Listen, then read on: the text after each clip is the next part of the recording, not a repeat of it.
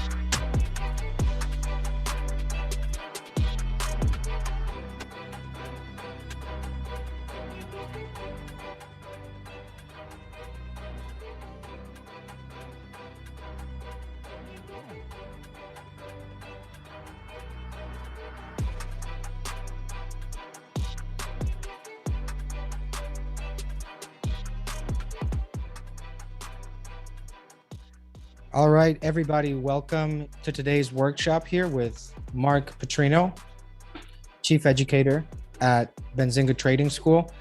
And we're ready to get this started, guys. So I see you guys are talking about a couple tickers, but let's put in the chat where you are tuning in from.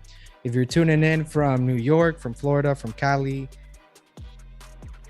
from Europe, let us know where you're from.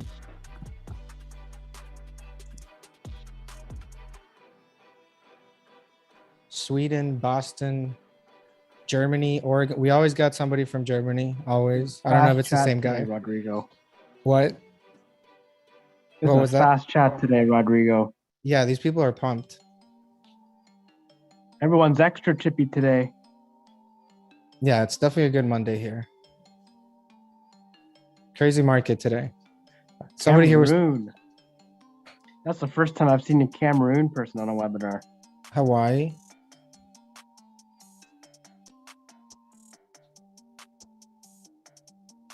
Tampa, shout out Bucks.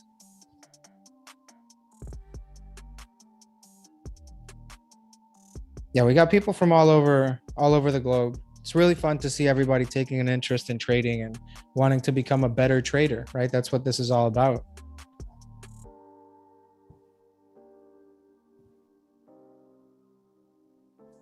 Yes, for everybody asking, if you are attending today's session, you will get a recording. That's correct. Just if anybody else is asking, just let them know.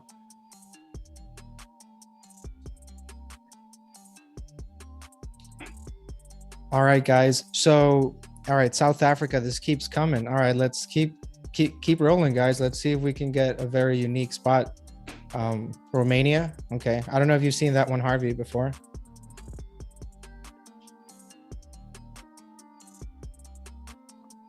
I think we've seen Romania before. We'll be starting soon, everyone. Mark Putrino is entering the house. Mirko's asking, what's the question again? The question is, where are you tuning in from? Where are you located at watching us today in this beautiful session on a beautiful Monday? And okay, all right, so we get it. You guys are all over the place. All right, awesome. Now, let me know what is the one market theme that you think is running the markets. You think it's inflation? Think it's a supply chain, a mix of both? What is the one thing in the market that you think is impacting stocks right now? Rates? Let us know in the chat. Let's see what you guys are thinking. Let's see where the majority of the people are with this.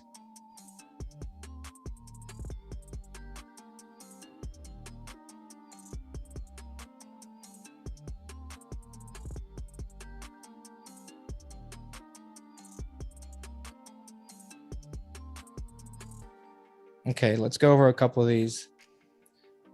And I think it's really all of them, to be honest. But they kind of all lead to the same thing here with the inflation side. All right, so inflation, FOMO, supply chain, JP, treasury, and market makers. Inflation, of course, yeah, that is the depreciation. Problems in China. Answers here. We got a educated bunch here today, Rodrigo. No, they've been working at it. I'm proud. You know, a lot of these guys are members of the trading school, so you can see they're definitely getting ahead. So right there, you got the problems in China, and Mahesh, you're talking about problems in China, and then Akel right below is like supply chain. Those two are connected, my friend. Yeah, he's a good trader. It's my understanding. He's really early in many trades. Let's see. COVID. I don't. Mark Putrino's in the house as well. Is he? All right. If Mark is in the house, there he is, the man himself. Okay, I see him there. How you doing today, Mark? I'm doing good. Can you hear me? Yeah, we can hear you. All right, cool. Let's ask the audience. Maybe everyone in the chat, drop a 1 if you can hear and see Mark Putrino. All right, cool. We can hear you. There we go. Looks like we got a lot of people. I think already know. Yeah, some of these already know. I think a lot of you guys are students, right? I mean, let us know if you guys are actual students here, because I know we got a bunch here. Yeah, Mark, if you want to share your screen, then everyone can get ready for what you're about to teach them today. So there are a couple of trading school students here, which is awesome. Diz, Which Diz is is great. student. Yeah, because they can talk to how great Mark is as an educator. So, Well, let's not get and ahead of for you, ourselves. if you're not a student, then you might have something to help you become a student. So, All right, can you guys all see this lesson 1 I put up here? Yeah, before we tune in though to the presentation, Mark, just want to get let's do just a brief overview here because some people here might not know your background, your experience. So if you can just, let's start by, letting everybody know your background in Wall Street and finance and your, CMT, all that stuff. All right, well, that goes under here why this class is different. And I hate to self-promote. It's kind of against my nature, but I think that, I have something good to bring here because I look at a lot of these other trading schools and trading courses. And to be perfectly frank, most of them are overly complex. They're taught by people that have never really seen a bear market. I mean, if anyone started trading within the last 10 years, they've never seen a bear market. They saw the COVID crash, but that came right back. So I have a lot of experience. Unfortunately, that only comes with age, but I've been there. I worked for Mario Gabelli, and then I also worked for Stephen Cohen. I was a head trader at 3 different institutional money managers. And I think one of the main things about this class that makes it different is that, I have real concrete, real life world in the institutional or a real life trading experience in the institutional world. The other thing is that we apply this stuff to the markets in real time. We're a class. My idea is not to teach you what I do, but my idea is to teach these students what they can do to develop a system or an approach that works for them. Because what works for me might not work for you. What works for you might not work for someone else. We all have different personalities. We all have different eyes. Like if you have a really passive personality and you're trading a really aggressive system, it's probably not going to work out so well. A passive person is more likely to do well with a system where they don't trade that much. They kind of hang on the sidelines. They look for longer term trades. A more aggressive personality person might be more in and out, trading a lot of times a day, trying to scalp a little profit here, a little profit there. One way is not better than the other way. What is important is that you need to do something that fits your personality. So in the class, what I do is I talk about fundamentals, right? We don't do anything really crazy, but we talk about, fundamentals. So let me just go to what we call our fundamentals, and these are our classes. So the first class is what I'm taking. This is the presentation for the first class is what you're looking at now. So we just talk about my philosophy. Trading does not need to be overly complicated. It can be based on logic, common sense, and reason, and using simple indicators. These are the fundamentals. We focus on what are important levels, what are the important trends, what is momentum, what patterns are worth paying attention to, investment psychology and risk management, how to look at the broader markets with sentiment, and investment strategies and trading systems. So these are the 8 classes. And the way the course works is you don't just take the 8 classes and then we say, see you later, good luck. We talk about the classes in the morning. We go over the lecture. Like for instance, today was the introduction and philosophy. Tomorrow is levels. So we are going to talk about how certain levels are more important than others in the stock market. So tomorrow's class is on levels. We're going to talk about this. Then we're going to look into the actual market and see if we could figure out which levels are important, which levels traders should be paying attention to, which levels are kind of meaningless. We're going to focus on trends because stocks are either moving up or down or sideways. Momentum is the speed of a trend or how powerful a trend is. Patterns can show us supply and demand dynamics. Psychology is something that most investors don't spend too much time with. And that's why they get wiped out because they guess. So we talk about strategies and trading systems. So now I just want to bring you up before we get too far along. I just want to show you something that we just did as a class where we were able to make a good profit. I'm going to explain to you exactly why we did it.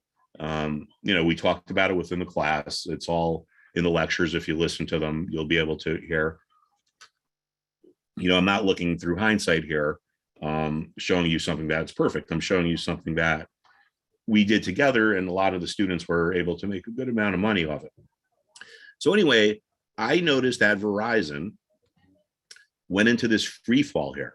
All right. This was, let's say 2 weeks ago, free fall. This is a big stock, big market cap, very liquid. This is the type of thing you see on maybe a meme stock or a penny stock. You don't really see this on these big names like Verizon. So we see this big move. No one really knows why. There's no news on the tape. I listened to the company's conference call on their earnings. They didn't mention it. So when you have a big move like this with no news, we expect a reversion or, something bringing it back to the mean. As traders, we are always looking for stuff that's out of balance. We don't want stuff that's in equilibrium because it doesn't move. So we had this big sell-off with no apparent news that put it on our watch list. So we put this on our radar screen. So on October 13th, we were watching the daily trend. This is the one-day chart of October 13th. And we could see the stock opened around 11 or 11:30. The hourly trend broke and the stock reversed. Well, that's when we made the call, or I suggested the students get in. That ended up being right here. This was the low day of October 13th. So a lot of the students got in. Most of them bought options. Some bought the stocks just below 51. So then we got the reversion we expected. Now, how do we pick a target price? A lot of students or beginners have a hard time deciding, where should I sell it? Where should I buy it? And of course, that's very confusing if you don't know the markets. So we saw that this level here, 54, was support. All right. A lot of times in the markets, and this is something we'll cover in our lessons, our levels lesson tomorrow, is levels that were resistance can become, levels that were support can become resistance. This happens because of buyer's remorse. A lot of the people that bought the stock here regret doing so when the stock fell lower. So they decide to sell. All right. And they don't want to take a loss. So they decide to place their sell order at the same price they bought the stock at. This way they can get out at break even. So we anticipated that there would be some resistance around the $54 level. So we decided to place our target just below that, around 53.70. So a lot of the students went in just under 51, and we got out around 53.70. Now, I'm not showing you this to talk about how great we are or anything like that. What I'm showing this to you is to show how it doesn't need to be that complicated. We focus on levels, we focus on trends, we focus on momentum. We had this big move here. No apparent news is driving it. So whenever this is over, it's going to revert. Now, my guess is that some big fund somewhere blew up and they had to bail out of their stock. That's why they sold it all the way down. Because if they're blowing up, it means they need to give money back to their investors or their clients. So they'll sell what they need to sell. So anyway, I think this is a good example, relatively in real time, because this is only over the past week or two. But I just wanted to show you what this class is all about. We don't have like some secret system we're going to teach you that you can become a zillionaire, drive around in a Lamborghini after a few weeks. In the real institutional trading world, this is what people focus on. Which levels are important, which trends are important. You'll notice there's no Fibonacci ratios on this chart. There's no Elliott waves. There's no Gann theory. It's just common sense. The market got knocked out of whack for some reason we don't know. We watched it. When it started to revert, we jumped in. So, at this point, I can ask a question, which I know would light us up with ones if you're anything like our students. But how many people out there have bought a stock? The stock went down. They say they want out, but they don't want to lose money. So they offer their shares at the same price that they bought at. So if you have done that, why don't you throw a 1 in the chat?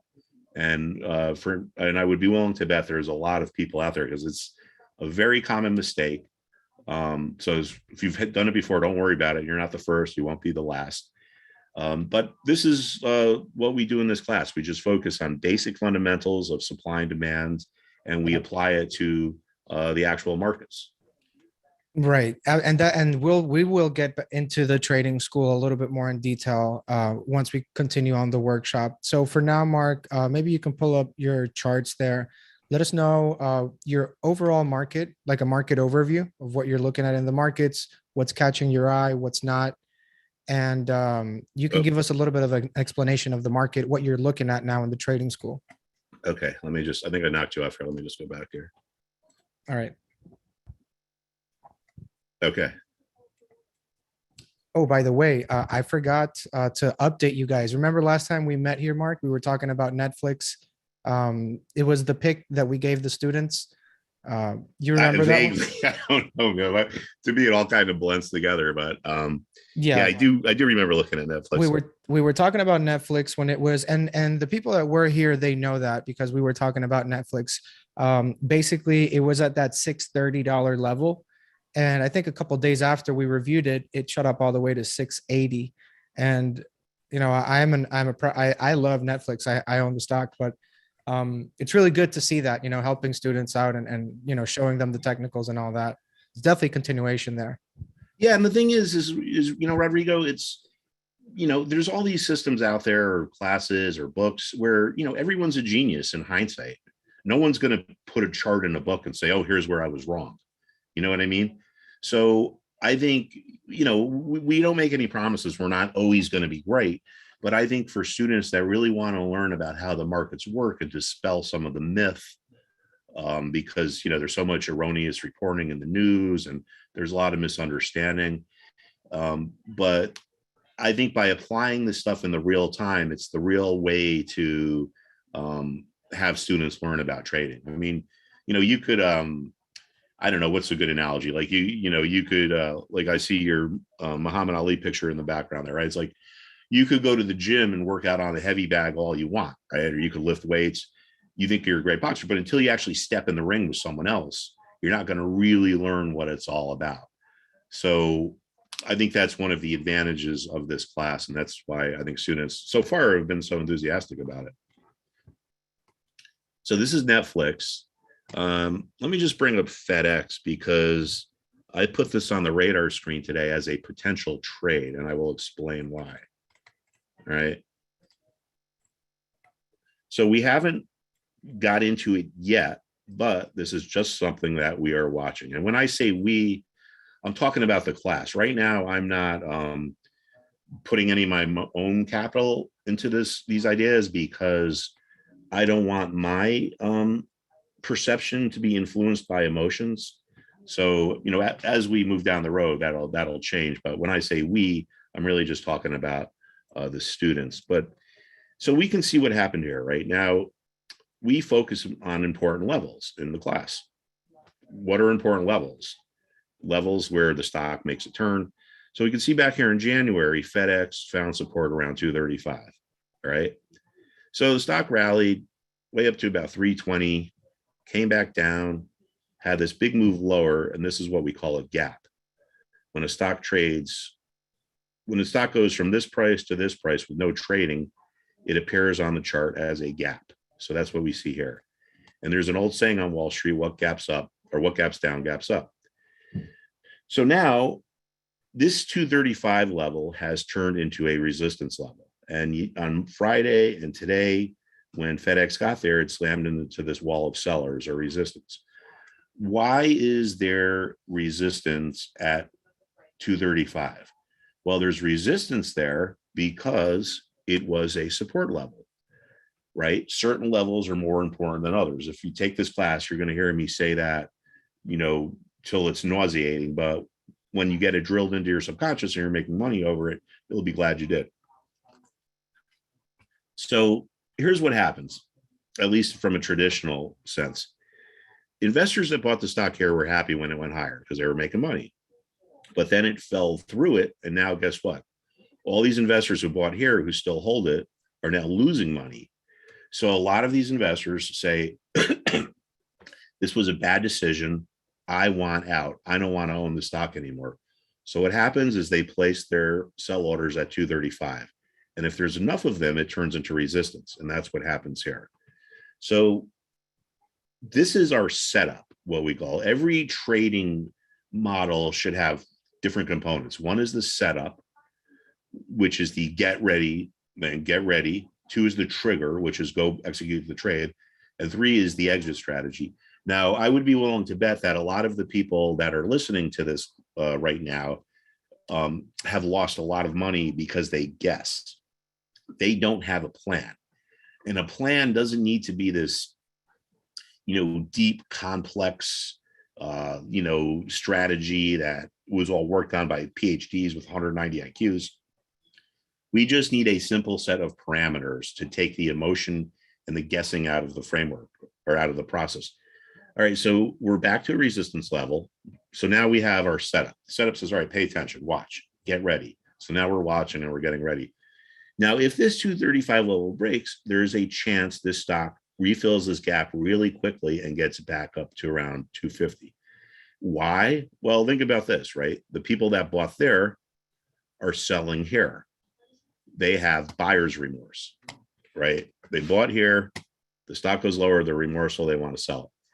But now let's think about this gap. When the stock traded down really fast, it literally spent no time trading at levels from 250, say down to 235. So there wasn't enough time in this range for a lot of buyers to buy the stock. There were not buyers being run over because the stock just didn't trade there. Like around 240, no one bought it. The stock closed at 251 and reopened the next day at 233. So no one could have bought it. So what does that mean? Well, you're not going to have a large group of people trying to sell in here. You're not going to have those remorseful buyers selling that created the resistance here. So there's a good chance that in this zone here, there's a lack of supply or a limited amount of sellers. So what happens? Well, buyers, if they want to entice a seller into the market, they have to bid higher prices. And that could take the stock back up. And that is why gaps refill. So we have a potential trading idea here based on very simple trading fundamentals. We have a level that was support became resistance. Ooh, would you like to trade and learn with Mark Putrino? I'm going to say yes. All right, everyone say yes on that poll. So the same principle of why support became resistance is the same principle that tells us why a gap would refill. Because on this gap down, there weren't any investors buying it who are now upset that they bought it, who are going to be offering their stock. So this is an example of where a gap could refill. So, no guarantee it works out, but it's just something that's on the student's radar screen now that we're watching. And it just is an illustration of fundamental dynamics in the market. What was support can become resistance. If it's a level where there wasn't support, there may not be resistance, and we could get a gap back up. And this is something that we're doing every day in the trading school, pretty much with Mark Putrino. So I just shot out a poll there. Would you like to trade and learn with Mark Putrino? So we have 99% on the yes. So if you would like to trade and learn with Mark Putrino, I know a lot of you guys are asking about the trading school. So Mark, let me just show them really quick what it is. Sure. Okay. Let me get the screen here pulled up for you guys. So if you definitely want to trade with Mark Putrino and learn with Mark, okay, I'm going to show you the trading school, which is really where we hang around all day. We have classes Monday to Friday. Friday we do a recap, but Monday to Thursday, basically you're looking at a new chapter here. So this is the homepage. This is where you can pretty much catch up with all of the upcoming classes, Introduction and Philosophy, October 25th. Everything is labeled there for you as well. And the Q&A sessions are also recorded. So everything is recorded there for you as well. And as you can see, we even have office hours there for you to use those. Whenever we do have a live class, you just pop in here. We have a chat room and everything there. And basically we go live on the classes. The video library, this is where you'll find all of the recordings and uploads of the Q&As. As you can see, these are all the classes. My favorite one is the investment psychology. I think psychology is very interesting, especially because, you know, greed and fear kind of run the market. So it's a very interesting approach, especially from Mark Putrino's perspective, having traded in some of the most known legendary funds with Jabelli and with Cohen. But as you can see here, it's pretty well organized. Every video is there, everything is uploaded, and you have your chat rooms here, which I cannot not mention, of course, right? You got office hours there, of course, and you have our trading chat room here with Mark, and this is basically where Mark is talking about many different trades that he's putting in, getting out. So this is also a live trading service that you guys can attend. And if you have any feedback, you just click here, and anything that you might want us to add or look into, we're always looking forward to improving the platform for you guys. But from what I'm seeing here, 99% of you guys want to learn and earn with Mark. So feel free to join the school. I'll drop the link here one time, and we can get back to the class. I'm sorry, to the workshop now, Mark. If you want to just take over the screen, go back with Okay. what we were. Yep, and it's for 1 year, Geraldine. Yep.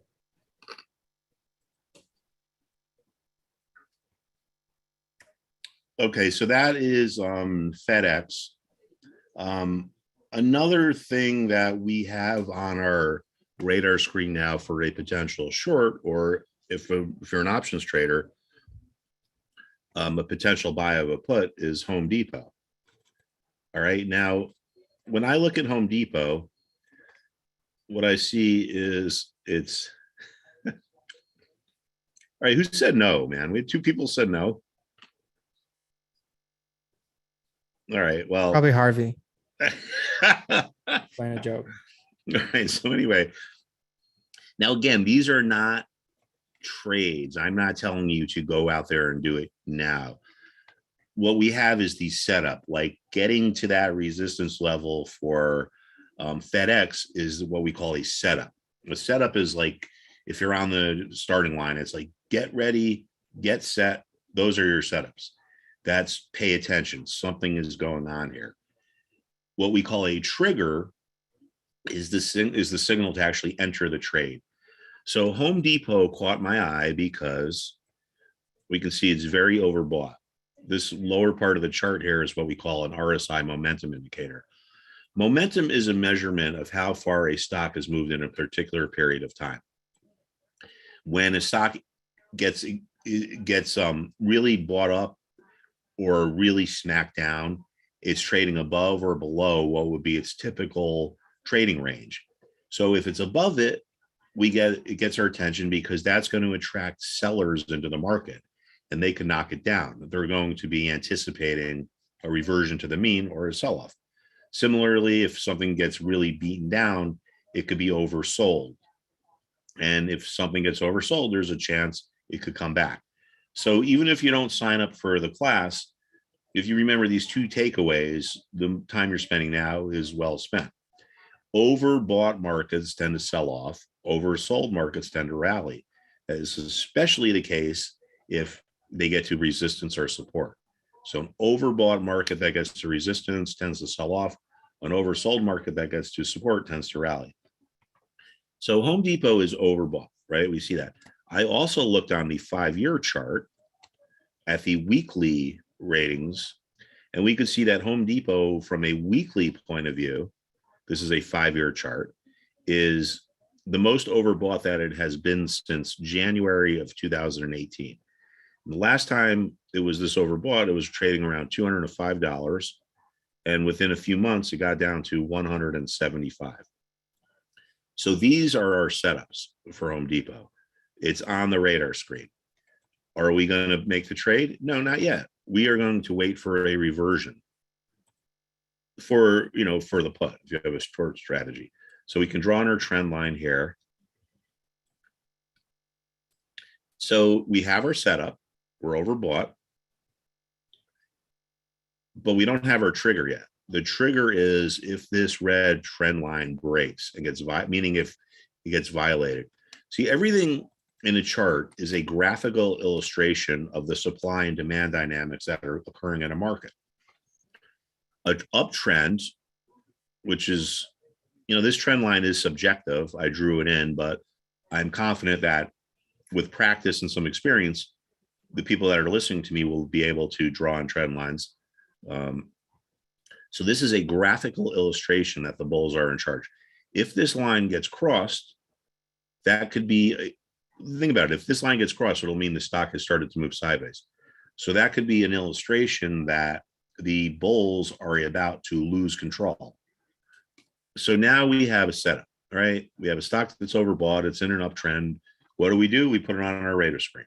If this trend line breaks, or when this trend line breaks, because it eventually will, then we look at it as a potential short trade. One of the things a bunch of the students were able to profit from over the last week is this healthcare sector. Oh, wait, I'm sorry.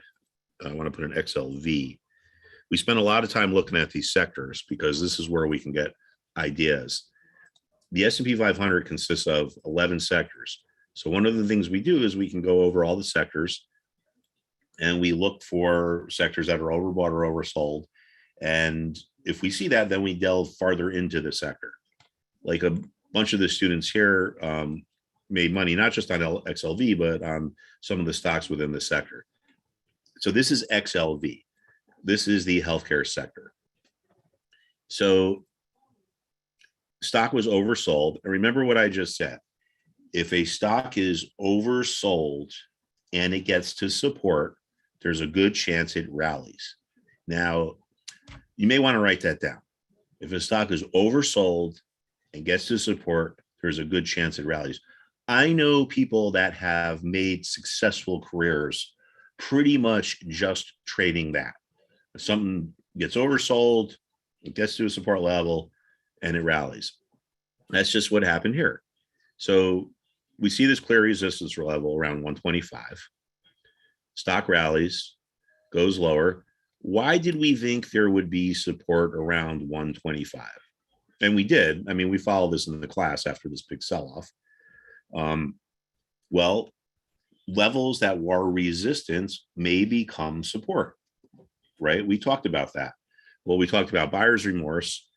Now this is seller's remorse. People sold here only to watch the stock go higher. They decide they made a mistake and they want to buy it back. So they place their buy orders at the same price they sold at.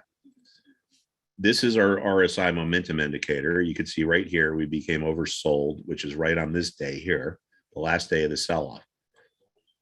So we have simple principles here. I'm not talking about regression analysis or Fibonacci this or that, or triple Lindy patterns or anything complicated. We have a situation where a stock is, or an ETF in this case, is selling off. It gets to a level that we think there's going to be support because it was a resistance level, and it's oversold. Oversold stocks that get to resistance tend to rally. So we drew in our downtrend line. And remember, this is a graphical illustration that the bears are in control. When this line breaks, it shows the bulls may be taking over. Just like up here, when the line broke, it showed the bears were taking over. So here's our setup. We have an oversold ETF that gets to support. We don't want to get into it just yet. We want to make sure this support holds. So we wait to see if this downtrend line breaks. Sure enough, that's what happens. And a lot of the students got into XLV right around here, this 127-ish level. Now you might say, well, why would you pay 127 when you could have bought it for 125? Well, we don't want to be overly concerned with always getting the best price. That's like a golfer always trying to get a hole in one. Yeah, I mean, it's great if you get a hole in one, but in the real world, it just doesn't work out that way. We want to understand that as traders, it's not about being right. It's about making money, right? So if you bought here at 127 and now it's up at 132, you're making money. We don't need to worry, well, you could have bought it a day before or a couple points lower. this is why we have a trigger, because there's a good chance, well, there's a chance that had this thing trended lower, it could have broken the support and kept going. So this trigger, when it crosses this downtrend line, is what tells us get in. All right, we're at support and we're oversold. Those are your setups.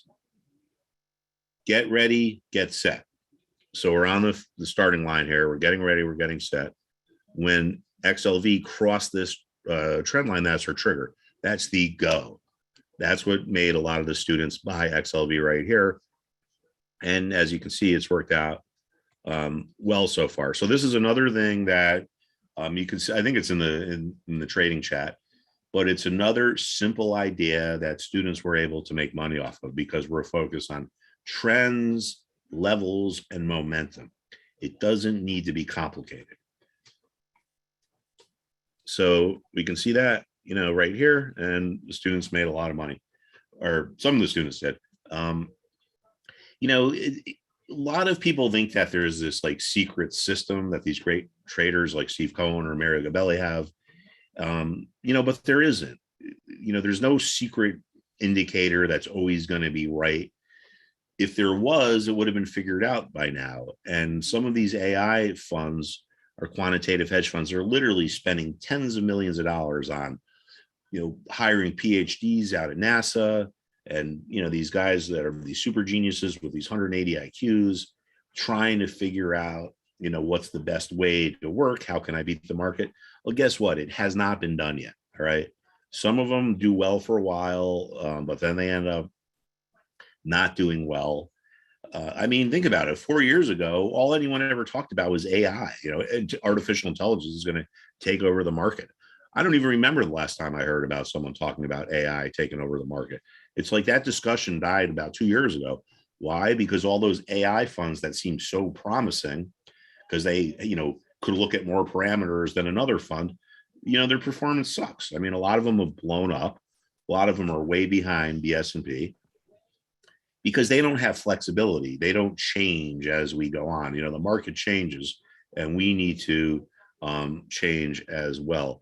So this is another another trading idea that just came from simple, common sense, logical parameters about the market.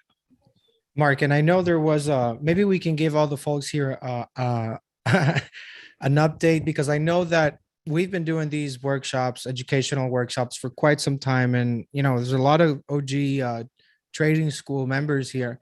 You remember when we were talking about oil pretty much bouncing at 60, and that rally that we saw in energy and financials. I know you want to be humble and everything, but you're pretty good calling these shots, Mark. And a lot of people were just asking for an update, since they've been with you on the trade since pretty much you called the bottom there at 60. All right. Well, this is this was why we called the bottom around 62ish, and this was a weekend. All right. This is August 20th, which was a Friday. And this is August 23rd, which was a Monday. And I believe we had a boot camp, or I'm not sure. It was either Saturday or Sunday. So it was right at the end of this day. And I talked about, all right, this is probably a good time to go long oil. Why? Because, I had a dream or something, No, that's not why. The reason why is it had reached a level that had been support. See, back in here, May, it was support. It was also oversold. This RSI indicator here shows oversold conditions. So remember what we talked about. Oversold means something is at an extreme below what would be its usual or typical range. What else did we say? Oversold markets that get to support tend to rally. All right, write it down. Oversold markets that get to support tend to rally. So we see oil trading down. We look back, we see it's getting close to support. We see it's oversold. That tells us, well, there's probably a good chance this thing is going to rally. So that's why back then on August, over the weekend, we said it's probably a good time to buy oil. And it turns out that it has been. And since then, oil, has gone from 62 to 84. I think it's going to keep going. We're below right through 100, in my opinion. But all right, so I just did something where I shouldn't have done it. I just said, I think oil is going to go to 100. Well, you know what? That's me having an opinion, and I shouldn't have that opinion. So I need to check myself on that. I need to let oil tell me what it's going to do. I don't want to guess what it's going to do, and oil certainly isn't going to listen to me. So while this trend is intact, let's keep going. Maybe it will get to 100. But if it gets really overbought and this trend line breaks when the stocks or when oil's at, like, say, 95, well, then maybe it won't get to 100. So I guess just by speaking contemporaneously here, I showed you what could be a problem in myself, which I just caught. But because I've been doing this for so long, I know to catch it. By me saying, I think oil is going to go to 100, that's kind of just, pulling it out of the air. I'm not letting oil tell me what it's going to do. But as long as we're in this uptrend, oil tells us, well, stay long. When it got down here, oil told us we're at support and we're oversold. So, it could move higher. Now, a lot of the people listening out there, Rodrigo, probably are saying, well, I don't trade futures. I don't trade oil. What is this to me? Well, right. Energy stocks follow oil, right? So we, one of my recommendations we put out was on British Petroleum, or what is now called BP, but it used to be called British Petroleum. So anyway, look at this. Now we're going to go back to our important level analysis. And I mean, this should really kind of blow you away if you're into the markets, because how is it that BP got to 28.45 in June of 20, and then within pennies in June of 21, it stopped at the same level? This is stuff that, like, us chart geeks look at. But if you think about it, it's really kind of astonishing. Like, if you ask an academic or a fundamental analyst to explain this to you, they couldn't explain it. Like, why is the company here have the exact same valuation as here? But anyway, for someone who doesn't trade futures, you can gain exposure to oil by purchasing certain stocks that trade oil or in the oil industry. So when this broke out around, when it was around 28.80 or whatever, that's when we put our buy on it. And you could see that in the chat room. And, now the stock is up, considerable amount since then, over, I don't know, what is it, 10, 5, 8% or, something like that. So one of the other things we talk about in the class too is, if something is going on in a macro environment, like here, oil, like, how can someone who doesn't trade futures get exposure to it? So this is one of the things we like here, getting into a stock that tracks oil. Yeah, and this was actually one of the safe stocks that you're in, because I know a lot of more, I mean, I don't want to call them YOLO, but like other type of oil companies that are not as big as BP, obviously, and Chevron, that, they have a lower market cap. So obviously you're going to have a little bit more of an overreaction to that. And Geraldine is saying, just want to read a quick comment here. If you're new to trading or don't have charting system, Pro is priceless. It incorporates TradingView, which would cost you for the upscale version. Yep. So for those that don't know, Benzinga Trading School includes Pro. It includes Pro, just for you guys to know. All right, Rodrigo. So you just gave me something to put on our watch list. It was Chevron. I have not looked at this. All right, so this is Chevron. And I mean, it's a similar chart to BP, but whereas BP has broken out already, it doesn't look like Chevron quite has yet, but it looks like it's about to. And when I say breakout, I mean clearing these former resistance levels. So we could see that like back here, Chevron peaked, and this is April or May, I'm sorry, around 113. And it's just kind of working its way above this here. So this is something I'm going to put on our radar screen, and I'm going to talk to the students about it tomorrow, because if oil keeps going higher, this is another stock that's going to keep going higher, and it could be on the verge of a breakout. And for people that are just getting into it, like we had a student today who was really upset because they lost a lot of money on this fund which is like this meme stock that, you can see is like all over the place. And, I'm never going to tell my students not to buy these meme stocks because you could make a lot of money, but you need to have a plan. And this particular student lost money because they just guessed. They didn't have a plan. What is our plan for Chevron? Well, if it's breaking above this, it could be a buy. What is this?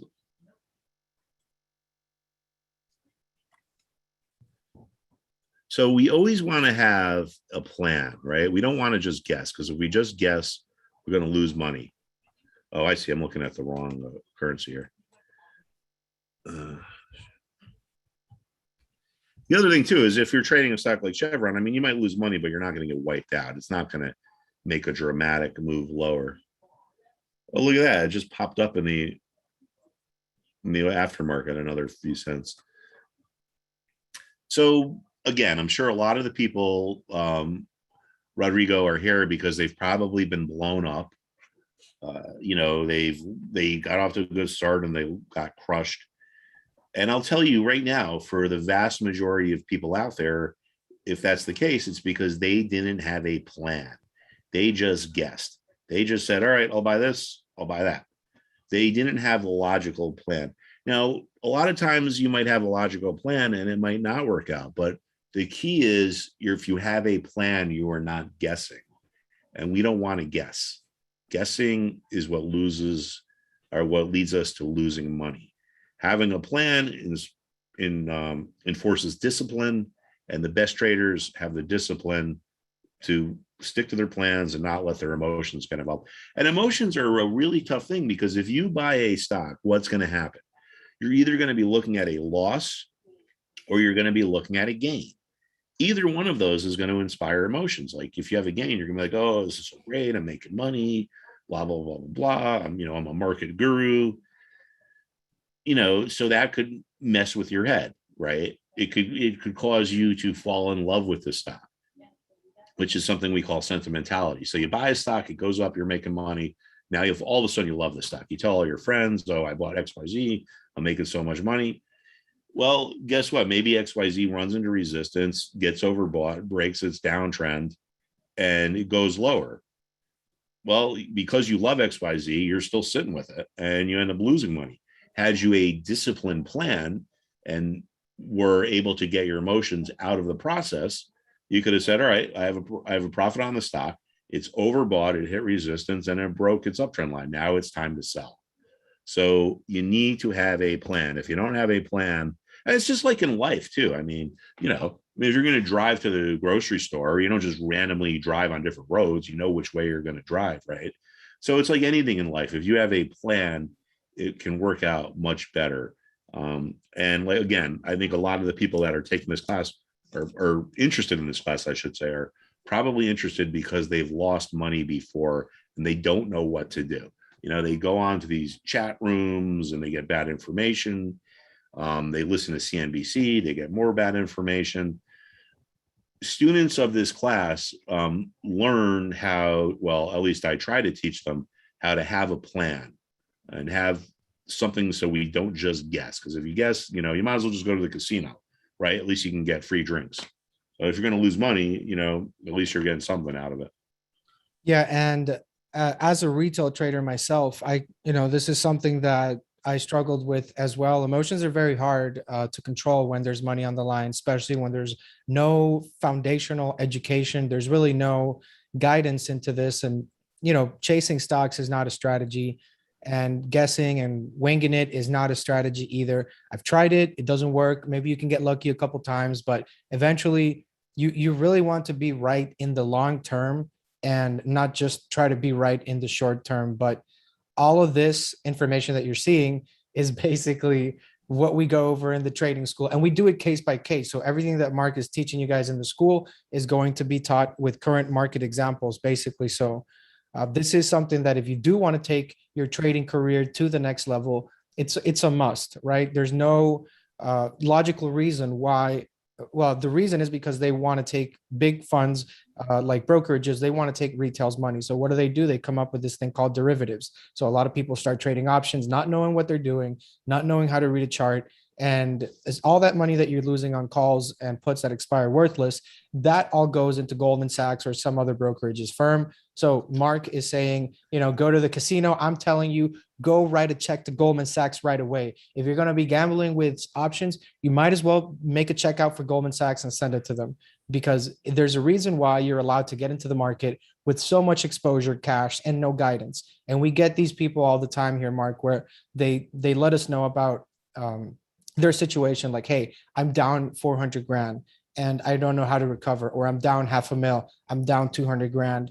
And it's very we try to help them, obviously, but the system itself, if you do it on your own, it's almost like meant for you to fail. So that's why trading with a community, trading with a group of like-minded traders and individuals following Mark Putrino's experience, really is what's going to help you get to that next level in trading and learn from mistakes without having to blow up your account. That's coming from experience here. Guy agrees with that. And we're not all so different, guys. We're all retail traders. We're lucky to have Mark Putrino coming from big funds, that is able to give us the insight from his perspective, from big money's perspective.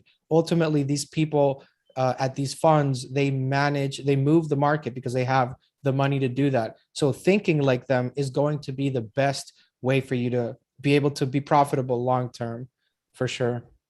Yeah, and I one of the things I really want to teach in my class is not just about trading, but about all the myths that surround Wall Street and all the misinformation that people might have out there, because Wall Street basically tries to make stuff sound complicated so they can charge fees, right? But I would be willing to bet if someone who puts a reasonable amount of time in, and I don't mean like, you got to dedicate your life to it, but, spend an hour or two a day, like in the lessons, just learning things, and you'll eventually be able to make your own decisions, and you'll eventually be able to question things. Like when you see all these like so-called gurus on TV, I think you should just shut them off. I mean, gurus are a dime a dozen on Wall Street. Yeah, that's a common mistake for retail traders, Mark. Actually, they'll go follow some YouTube, like social media account with, a bot in cases, that kind of stuff. Yeah. And the thing with this class is like, I don't want to just tell you what I do, right?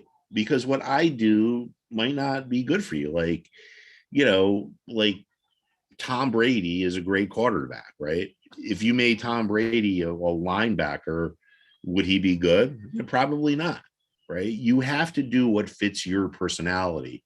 So if someone is trying to tell you this is the system to follow, it's not right. It's wrong. You have to follow what is right for you. Are you a sprinter?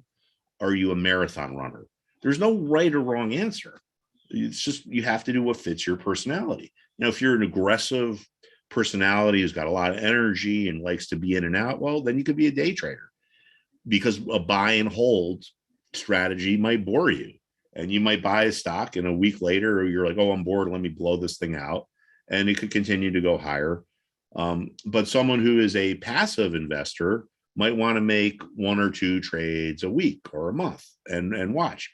So I think there's this whole misnomer or this mythology where if someone's trying to sell you a system, based on what they do, it's a waste of money, because you got to do what's right for you. Another thing is, Rodrigo just mentioned those unfortunate examples of people that lost a hell of a lot of money. I mean, $400,000 is a lot of money, and it's really, upsetting that that's happened, but it's not surprising. So when we talk about the risk management and the risk psychology stuff, we need to never blow up. We could never be in a situation where we should blow up. You should never have all of your eggs in one basket, right? What I tell people is this: a big question I get is, I'm just starting. How much money should I invest? My answer is, invest just enough that if you lose everything, it's not going to ruin your day. That sounds kind of dumb, but here's the thing. you're just trying to learn. You're trying to learn about these emotional decisions. Now, I would be willing to bet that someone who has a $400,000 loss, there could be a million things, but they either, tried to average down, they bought something and it kept going lower and lower and lower, and they kept buying it. Put it this way. If you're trading $100 million and you lose 400 grand, well, that's just a normal part of the trading. That's like 0.4%. That's the institutional world. But if you're trading, $500,000 and you lose $400,000, that's a really, really bad loss. So this goes back to our risk management. It's, we can't have too many assets in one thing. We have to never have a blow up. It's like if you're a golfer, right? I try to play golf. Rodrigo's in Florida. Everyone in Florida plays golf, so he probably does too. But, a lot of times if you play golf, it's not who has the best shots, it's who doesn't hit the terrible shots. If someone just hits a decent shot every hit and they're always in the fairway, they're probably going to end up with a good score. Someone could go out there and, hit a hole in one, but then in the next 6 holes, if they hit the ball in the water or hit the ball into the woods, they're going to blow up and they're going to have a terrible score at the end of the round. So you need to go into a trade in a lot of ways with a defensive mindset. Don't think like, how much can I make? Think, how much can I lose? There's an old saying, and I believe it's true. If you worry about the bad trades, the winning trades will take care of themselves. So this goes into our whole risk management thing. And we talk about how to set stop losses, how to get out. Like, I just wanted to bring this up because this is IBM. It's another thing we have that we're looking at in the class. So what do we see here? Well, last time IBM got as oversold as it is now was here in September, and the stock was around 133, and right after that it rallied. So now IBM blew up. I don't even remember. I guess this was its earnings. It is oversold, but it looks like it stopped going down. So, here's another thing we could put on our radar screen. Stock is really oversold. I don't know if you could really say this is a support level as clearly as we could in the other stocks, but massively oversold. Looks like it stopped going down. And again, I'm not just saying, all right, well, it's oversold, it's gone, stop going down, go ahead and buy it. We need to let IBM tell us what to do. And if IBM, I'm going to draw on a downtrend line. If IBM crosses this downtrend line here, well, what does that mean? It means that the sellers who pushed it down are done, right? See, it could keep going lower. Say it keeps going lower. Say it stays below this red, which I'm now going to turn to blue. Say IBM stays below this blue trend line. This will tell us the bears are still in charge. The stock is moving lower. What happens if it crosses this line? And remember, this isn't mathematics. This isn't some secret system. This is a graphical illustration of what's going on. If you can remember that charts are graphical illustrations of supply and demand dynamics, you will be so far ahead of the vast majority of the trading game. The vast majority of traders look at a chart and they see, oh, here's a pattern, because they saw it in a book somewhere, but they don't know what it means. They don't know what it is they're actually talking about. Think about it in, if you watch football, we just mentioned Tom Brady. If you see the coaches, they write their X's and their O's. So right now the Bears are in charge. So pushing the ball downfield until this blue trend line gets broken or the stock crosses it, you can assume that this team is still in charge. Once it crosses this line, well, it means what? It means the stock is basically unchanged. So after a few down days, say it is here around 127, tomorrow goes to 126, but then it crosses this line and goes back up to 127 or 128. Well, what does that tell us? It tells us there's a good chance the stock is on the way back up. So in this situation, we're not going to guess. We're not going to roll the dice. We're not going to just go buy IBM because it's down. We're going to wait for IBM to tell us what to do. A lot of people have a hard time with this because everyone wants to pay the lowest price, right? And say this does break its trend and we buy it at, say, 129. Well, it's kind of counterintuitive because we could buy it today at 127.60. Well, there's also a chance it could keep going down. So remember what I said. Successful trading is not about being right. Forget about being right. It's never going to be perfect, right? If just because you go play golf and you don't have a hole in one, it doesn't mean you suck. No, I mean, you could have, been 3 under par that day if you birdied every hole in one, but you weren't perfect. You didn't get the hole in one. So let's forget about being right. You can always leave money on the table. I read a great quote by Paul Tudor Jones, who's one of the great money managers of all time. Paul Tudor Jones. I forget where I read this, but he basically said, you're always going to sell stuff that goes to infinity. You're always going to buy stuff that goes to zero. Of course, he's exaggerating and being hyperbolic, but Paul Tudor Jones is one of the greatest money managers, in history, right?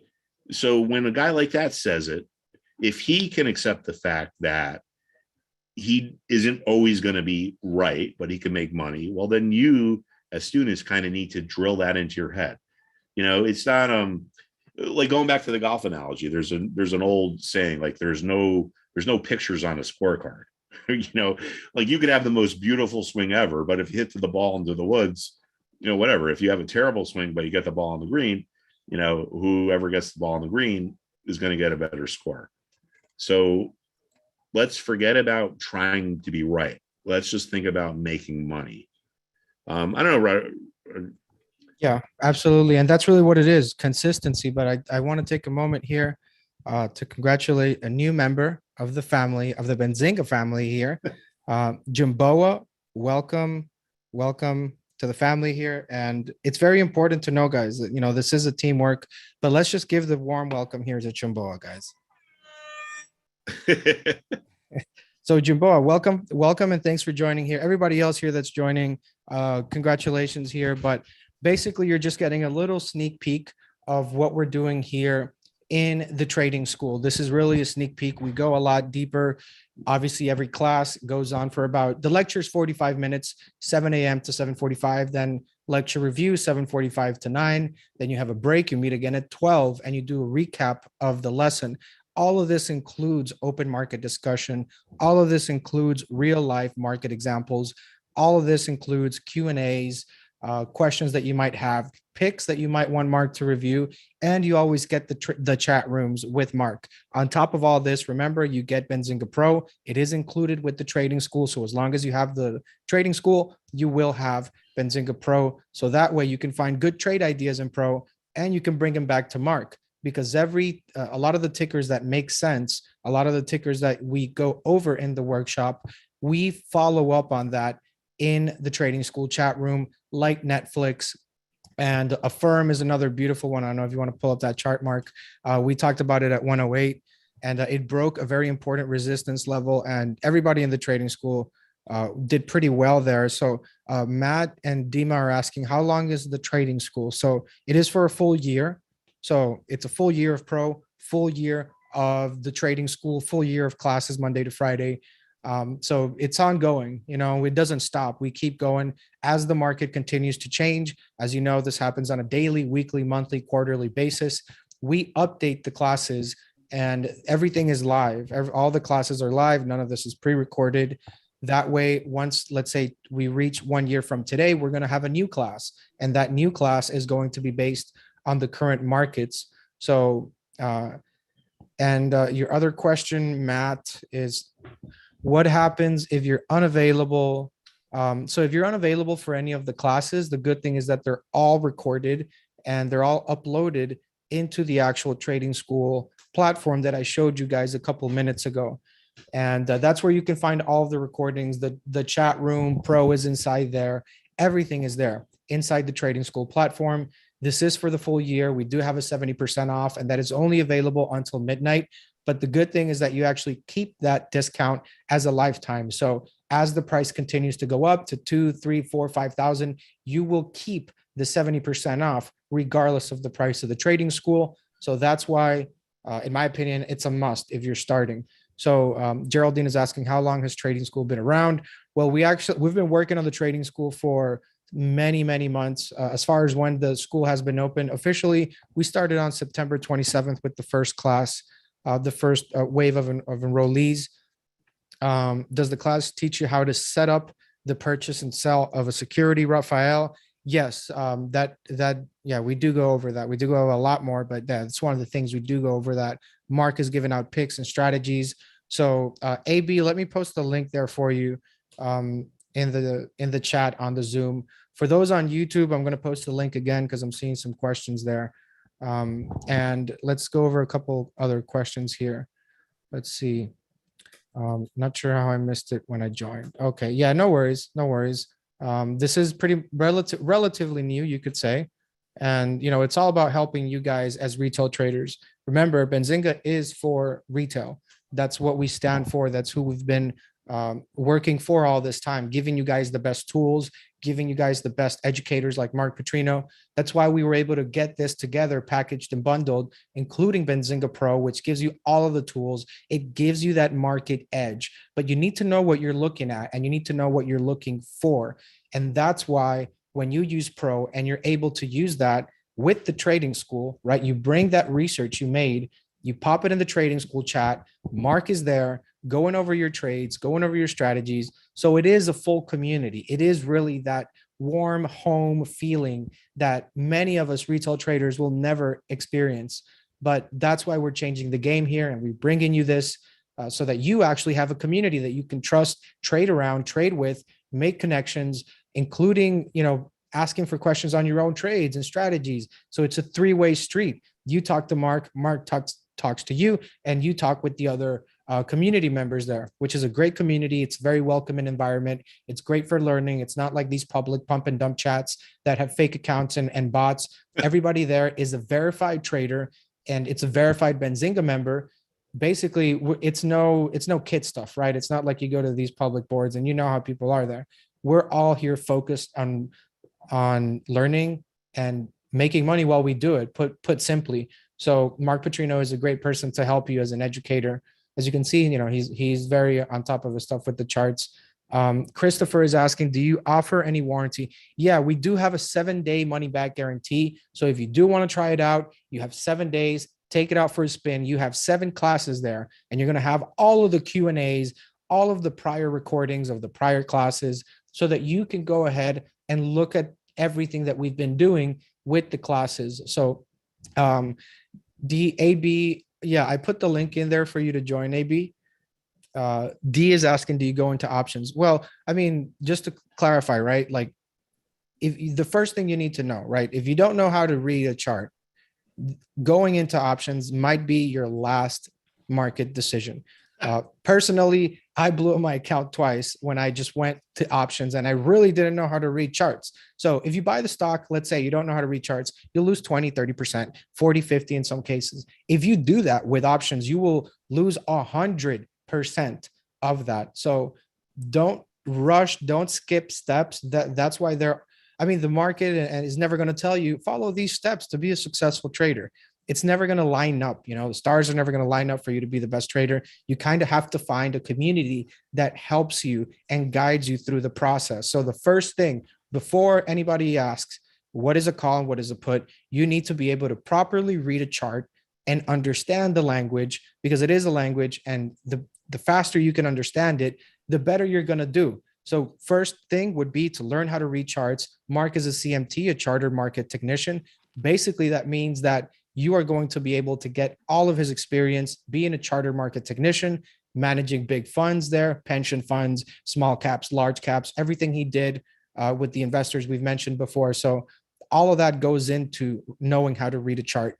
And that would be the first thing I suggest before jumping into options. But yeah, if you have questions about options, Mark is more than happy to do that. Pat, we talk about options, cryptos, futures. Yeah. Any investment style you have, this class, I believe, will help you. Yeah, absolutely. Pat Reynolds is saying, go Tigers. Absolutely, man. I'm all in there with you. Scott is asking, I think I missed it, but when are the classes conducted throughout the day? Will we see live trades? Yeah. So All right, 3 questions there. Let me take it all out at once. So the classes are conducted Monday to Friday throughout the whole day. So from 7 a.m. you meet 7 a.m. to 7:45. Then from 7:45 to 9, you have a break. You meet again at 12, but you also can schedule office hours with Mark. So that's obviously not in the set schedule because that's when you guys request it. But every class has Q&As and open market discussions. So yeah, and it's flexible too.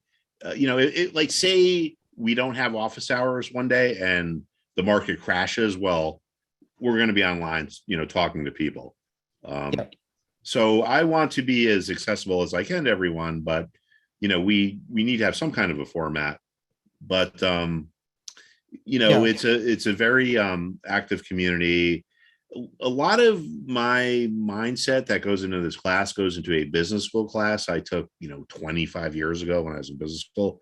All right, so they tell me, or I remember, what do you take for a semester? So I went to 2 years, so 10 classes a semester. So you take 20 classes or whatever. It's like there's one class from my business school I remember really well.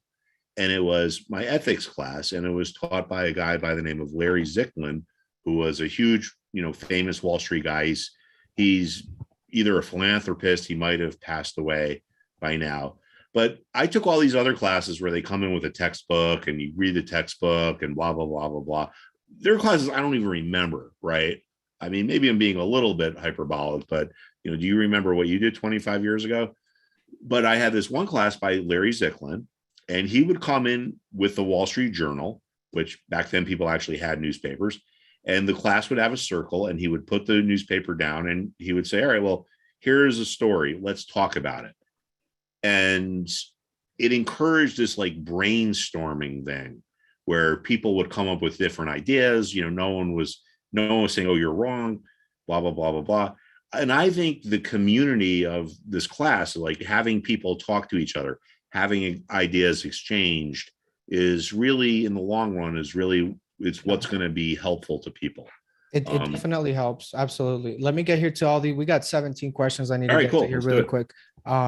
So Bon is asking, how long is the duration of the enrollment period? So classes last for 1 year. So if you sign up today, not only do you get the 70% off, you keep it when you renew, and it lasts for a full year with Benzinga Pro. So you don't have to pay separate for Benzinga Pro. It is included.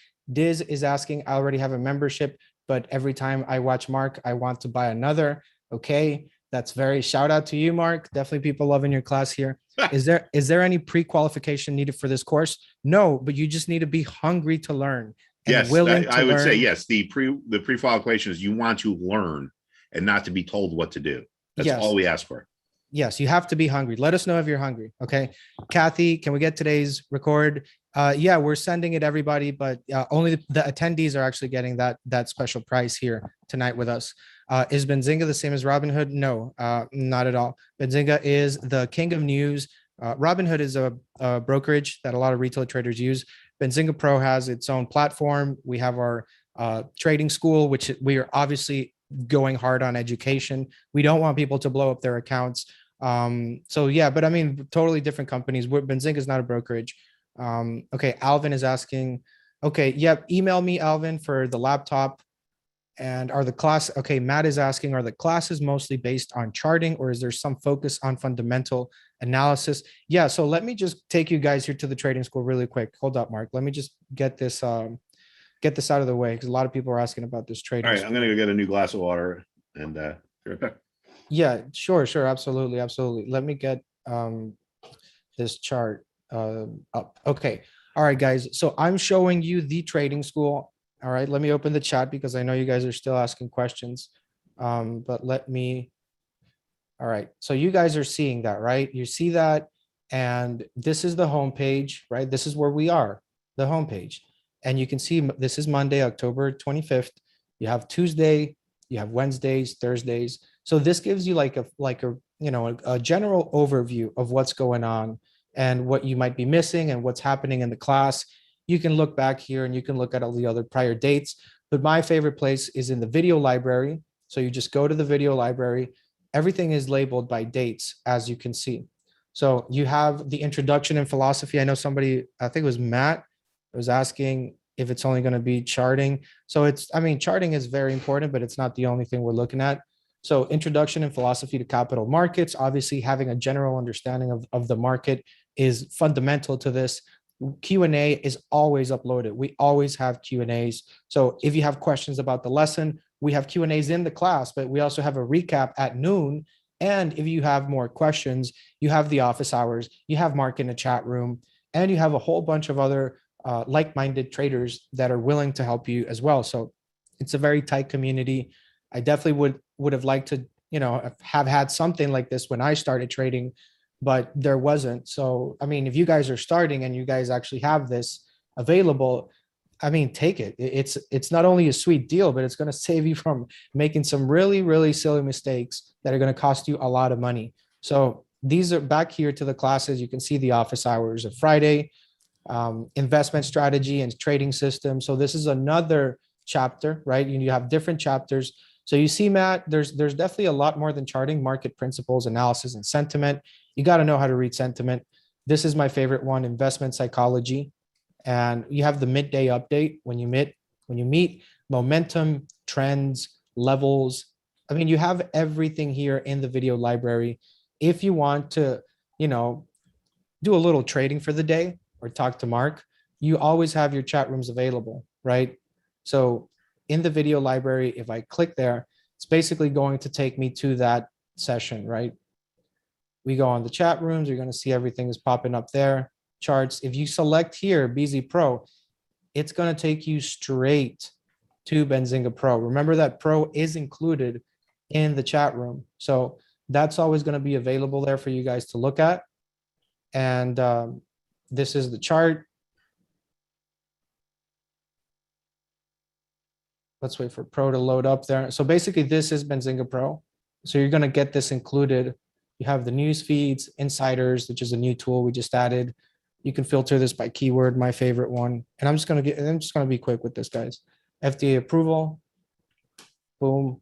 I get every single PR that has FDA approval there. And I can set up email alerts with this. So, I mean, you can get tons of great trading ideas and bring them back to Mark. And you bring them back here to the chat room, to the trading chat room, okay? Everybody here is definitely, we got a Red Sox fan there, so shout out. We got a lot of people here posting their trades, strategies that they're doing. Really, really smart conversations that you want to be a part of. So this is all included, guys, in the trading school. So so there you go, Matt. I just gave you a little quick runaround of what the trading school is. Obviously, the live classes, you know, we're not doing live classes right now, but you click live class and it'll take you there when the event is happening. So guys saying, I'd like to check out some of the class recordings first. Absolutely, Guy. We have a 7-day money back guarantee period. So if you do want to try it and check out the classes, more than welcome to do that. I'll post a link there again for you guys. We have a couple more questions here. Let's see.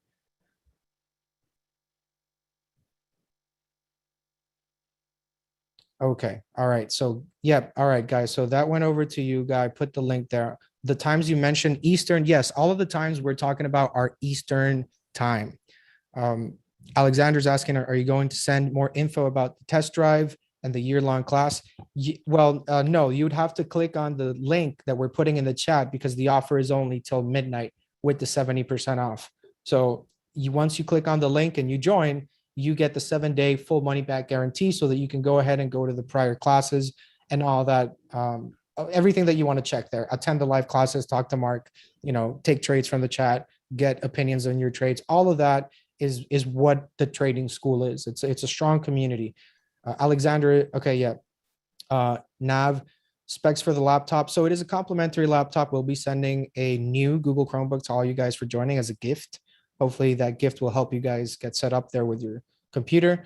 And what is the difference? Yeah. So Rafael, this is the trading school and it comes with Benzinga Pro. So Benzinga is not a brokerage. Thinkorswim is. So that's the difference. But Thinkorswim gets news from us. So if you want the source, join the class and get Pro. That's what I said. John, what is the annual fee for the class? So we have a special right now, 70% off. So it comes out to $12.97 for the year. That is with the discount. So you keep that discount as well. let's see. Johnny, y'all work with Umar. I don't know who that is. Johnny, Vikran, can you please show us what typical chat rooms look like? Yeah, so this is the chat room that I was showing over you prior. So it's basic. The chat room is in the trading school. So meaning it is not the one that is in Pro, because there are some chats in Pro, but it's not the one from it's different. The one in the trading school is its own. It's not on Pro. So Scott is asking, you don't have to be there at 7 a.m. Of course you don't. The classes are recorded. So if you miss them, you can always take a look at them later. Will the videos be available for the length of the membership? Absolutely. The videos will be available, and prior videos as well are available for any member. So if you don't understand a video, you pretty much reach out to Mark and you set up office hours, and it's pretty, open discussion there. We're all talking there all the time. So if you feel like you need help, you're not going to have trouble finding help. We have a no trader left behind policy. We're very, very disciplined about that because we care about all of y'all's long-term success. So yes, it's not hard to get help. It's probably easy. And trust me, I've tried different services. I was looking for things like this many, many years ago, but nothing really stepped up to the game, to what you guys have here with the trading school. So yeah, you can access Mark and schedule office hours, Scott, if you need them. Pat, thanks all for setting up this platform. Looking forward to learning from you guys. Absolutely. Glad to have you guys here. Kevin asking, what happens if you're already a member of Pro? If you happen to already be a member of Pro, you have to email Rodrigo. You have to contact him. We'll put the information where you can email him and call him so that he can help you with that. John, yes, Greece is included as well. It doesn't matter where you are in the world, you can take this lesson. So if you're in Greece, if you are in Central America, if you're in Europe, if you're in Ukraine, it doesn't matter, Canada, everybody can take this class. Sal is saying that they just signed up. So that's awesome. Sal. All right. We got to do it here like we always do. Okay. All right. Sal, welcome to the family. You know how it is. Love it. Love the energy, guys. Definitely. It's something today, Monday. There's definitely something going on in the air here. So, yes, the typical daily time commitment. So, I mean, this commitment question really is one that we just have to be real, right? So like, look, the lecture is 45 minutes per day. Now there's Q&As, there's open market discussions. So you can just attend just the lecture if you understand it and follow up with Mark if you have any questions. But here's the thing as well. You talk about commitment. How bad do you really want to become a successful trader? Do you want to do the minimum, or do you want to put in the maximum hours that you can so that you can speeden up that learning curve, right? So we all have a learning curve for everything.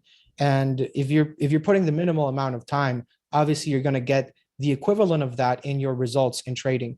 The more time and commitment you put into it, the better results you're going to get and the better trader you will be. This applies to anything, not just trading. So yeah, this isn't a one-hit wonder class. This isn't like, learn how to play guitar in 2 hours. It takes some time. Yeah, absolutely. Suhaib is asking, I would like for try to 7. So we have a 7-day money back guarantee period, Suhaib. So basically you join in, you don't like it, within the 7 days, you get your full money back. So that's the Benzinga guarantee. How many hours a day you have to commit to learn? So Amy, I mean, if you understand it on the first lecture, I would always double check, and I would always encourage you to be as interactive and as participate as much as you can and engage as much as you can with Mr. Petrino, so that way you can get the most value out of this. It's like you have a very, very well-known person from Wall Street, a very well-known trader who's traded with legendary investors. I would take every minute I could to listen to Mark and his strategies and get his feedback. So it's up to you, but I'm telling you from like personal advice and like hoping you the best. Listen to the people that have experience in the market, that have been doing this for 20, 30 years, that have traded with the best traders and investors that are known to mankind pretty much. So follow that crowd, right? Follow somebody that knows what they're doing and somebody that really cares about your long-term success. So Nav is saying Mark's personality is very amicable. Must be a pleasure learning from him. Thanks for the lesson. Well, if you let my wife know that, I'd appreciate it. So yeah, I mean, Mark is he's down to earth, man. What can I say? I know a lot of people from Wall Street, money managers, but I can tell you that like Mark has a certain thing to him. He's passionate about education. He's passionate about helping you guys become better traders. And, he's very passionate about it. I can tell you for sure that, not a lot of people in Wall Street are that nice and helpful. So um, take advantage of it while you have it here, especially with the discount. So in YouTube, they're asking if we can ship laptops to Canada. Yeah, we've sent out laptops all around. So after the 7th day, we'll be sending you out a form, Leela. So, just sign up, go ahead, and then, we'll take care of that after the 7-day money back period. Queen Kath, what about those in Africa? Can they join the class? Are you in Africa, Queen? We'll definitely see if we can get you one there. But as far as you joining, yes, of course, join. Go ahead, tell all your friends, tell your neighbors. The Benzinga Trading School is live, and we're here to help every trader around the world, which is consistent with our mission as a company. We want to help retail traders get ahead. We know that the overall market wasn't really stacked in your favor, so we're trying to give you guys an edge. We're trying to give you guys an actual edge in the market and in your way of thinking when it comes to trading. So Ronan says, I've signed up for a class, but I work a full-time job also. That's great. A lot of people that sign up do have full-time jobs, and it works best for them because it's like going to the university to learn a career, right? This is a career. This is not a side gig. This is not a hobby. This is not a casino. Don't look at it that way. This is a full-on education for trading to help you as a retail trader. And there's a lot of people, individual investors that I've signed up that actually do manage money. But that's because Mark's background in Wall Street. A lot of people, listen to him and know where he's been. So yeah. Rodrigo, I'm getting the sense from a couple of these questions that people think like if they're not on real time, that they're not going to be able to benefit. Yeah. But that's not the case at all. It's, it's very rare that I'm ever going to say, buy it now, sell it now. This is just not how it works. So just because you can't get on like during the trading days, it doesn't mean you're not going to learn, stuff afterwards. So like I said, this isn't a one-hit wonder class. This isn't a like learn how to play guitar in 2 hours. So if you can't be on during real time, like meaning while the markets are open, I don't even think that should be a consideration. Because the fundamentals we talk about, carry over. So yeah. And I know people that trade crypto futures, even cotton, and they're using your lessons to trade because this applies to all of that. It applies to trading anything, because at the end of the day, it's people behind that computer that are clicking that buy and sell, and that there are real human beings. Obviously there's algos as well, but it seems to be that if you're consistent with your trades, if you're more right than wrong, you will be able to be successful with this. Because otherwise, if you want to go the Wall Street, go to Wall Street Bets, go to Reddit, go to Twitter and get your trading plan from there, you're in for a roller coaster. And we don't want you guys to be gambling with your savings. We don't want you to be gambling with your money that you work so hard to earn. We want you to be able to put that money to work and actually profit from it. Don't just fall into these pump and dumps that you'll see on Twitter like every single day. You need to trade with a strategy, with a plan. And trading meme stocks is not like a strategy I would recommend. That's why it's very important to understand the market, because you'll be able to make informed financial decisions instead of somebody else making them for you, which means that you're going to pretty much lose money. But we've had a lot of people join here, and I'm pretty excited about it, Mark. So let's go back to the charts here, to what we were going over. I think it was a firm what you had. Go ahead and take over the screen share. All right, let me go back to a firm.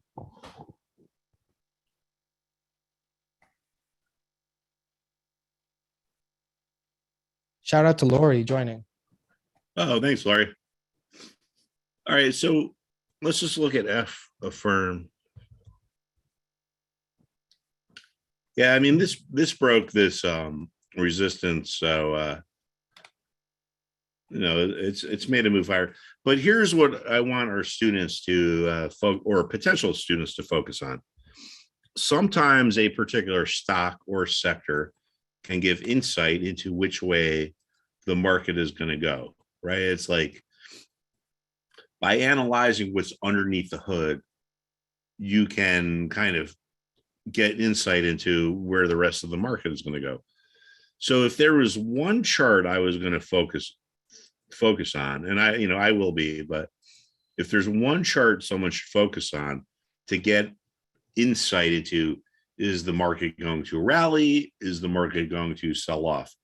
I would watch this Microsoft, because obviously Microsoft is an important company. It's like, I think it's the second biggest company after Apple in the weighting of the S&P 500.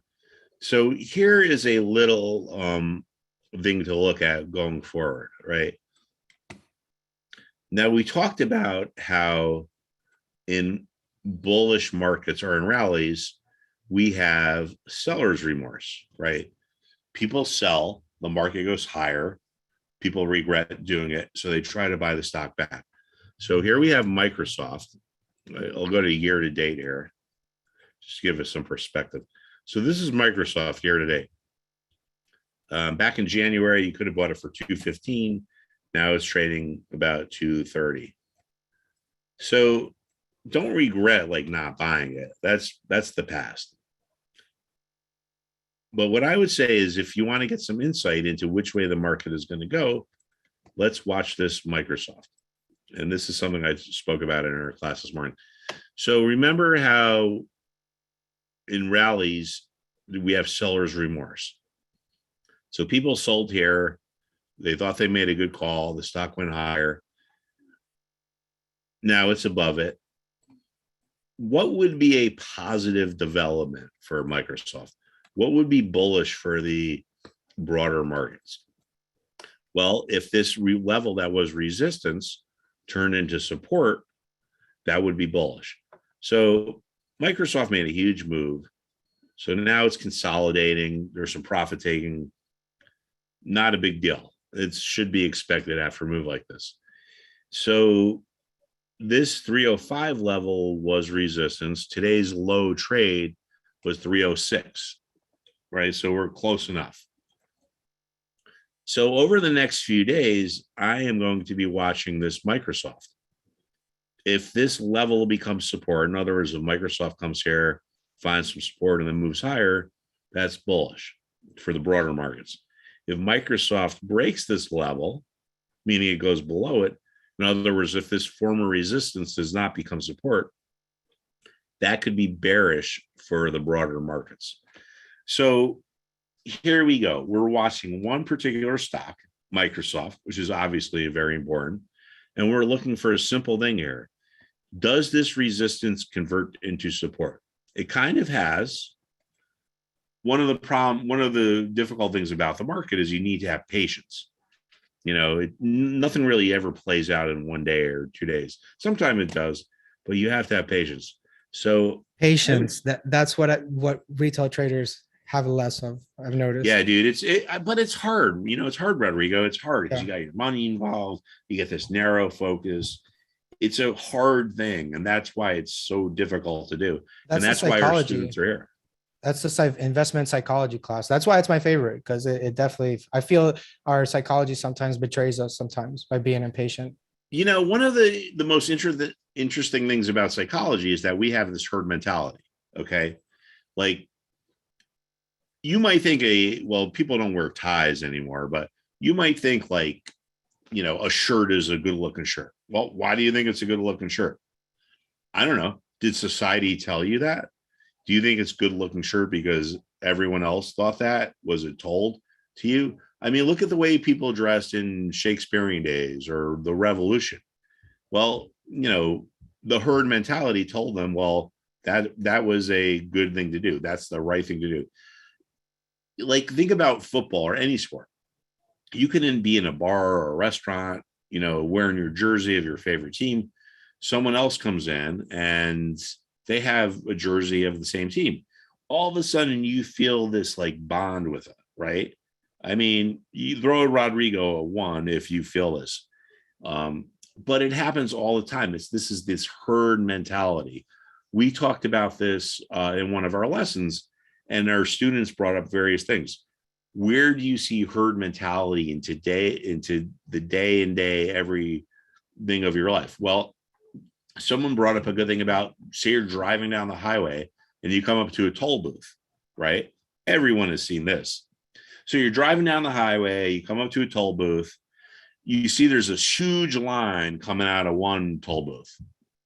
So you just instinctively get online, or a lot of people will just instinctively get on that line.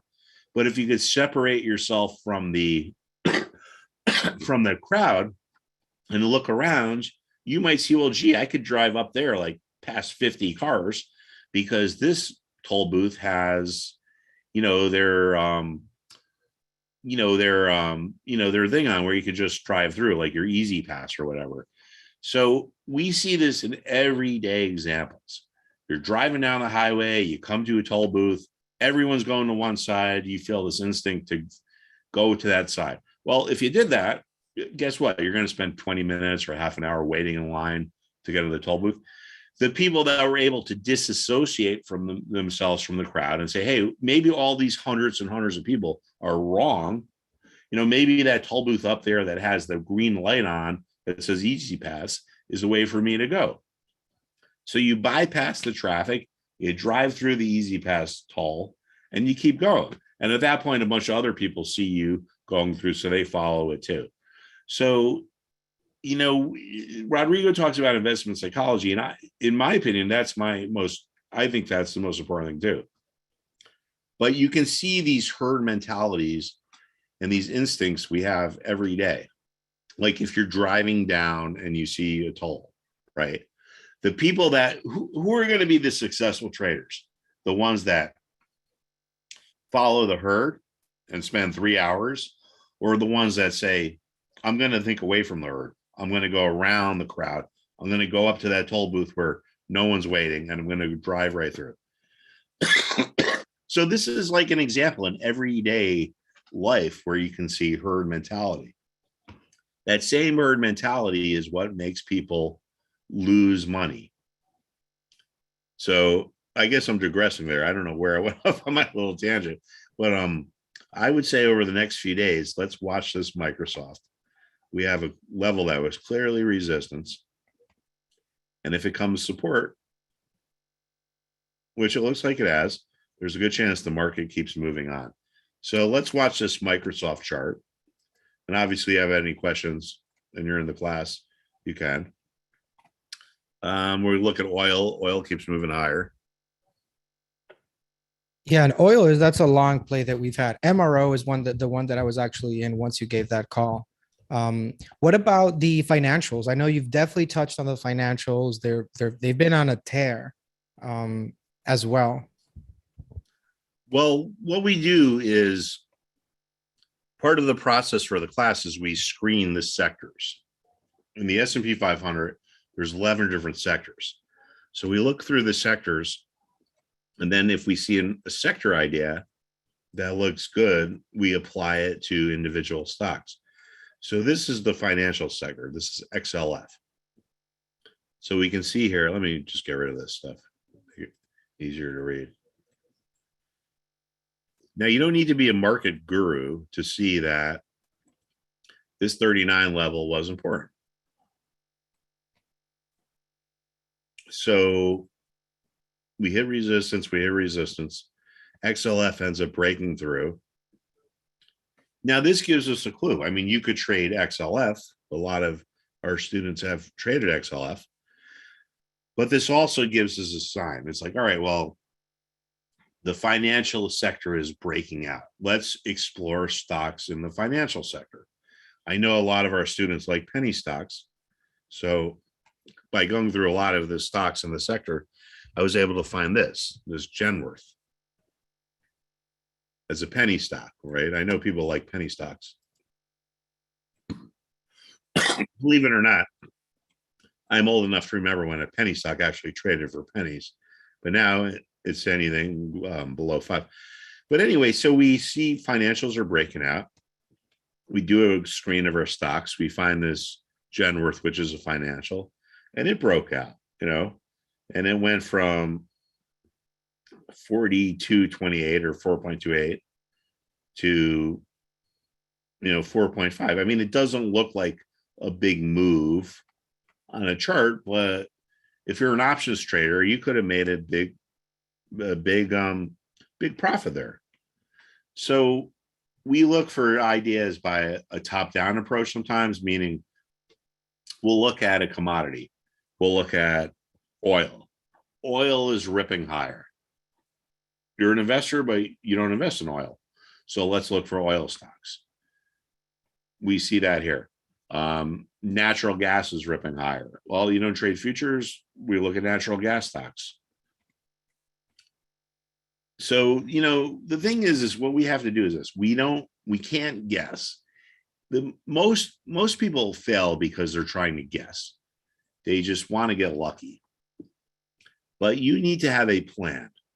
And if you have a plan, that's going to help you. And if you have a plan that's actually based on the market, you're going to be helped even more. All right. So here we see Genworth. We saw the XLVs that put us into the healthcare sector. Let's go over we went over financials, right? Yeah. You want to go over transports?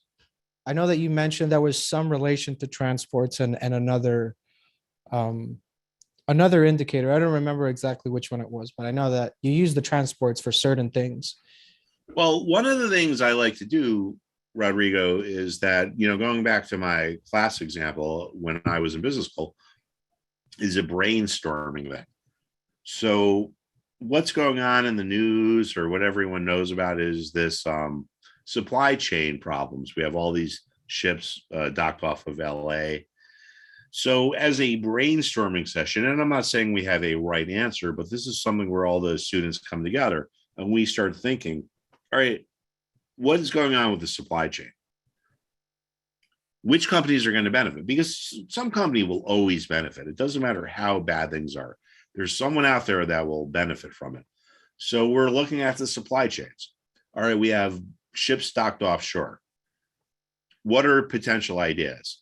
These are some of the things the students have thrown at me. Well, if we have less stuff being on trucks, is more stuff on planes. If stuff is docked offshore, do produce or food or certain goods get spoiled? Will there be insurance claims?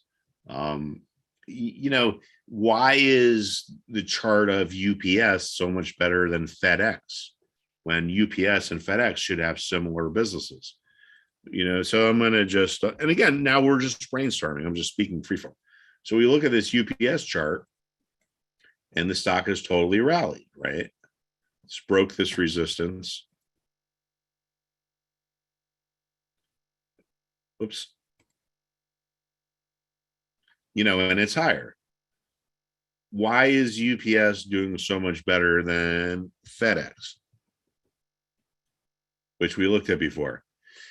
So I am not ready to give you the answer. I don't know. But one of the things I enjoy about this class is the whole exchange of information.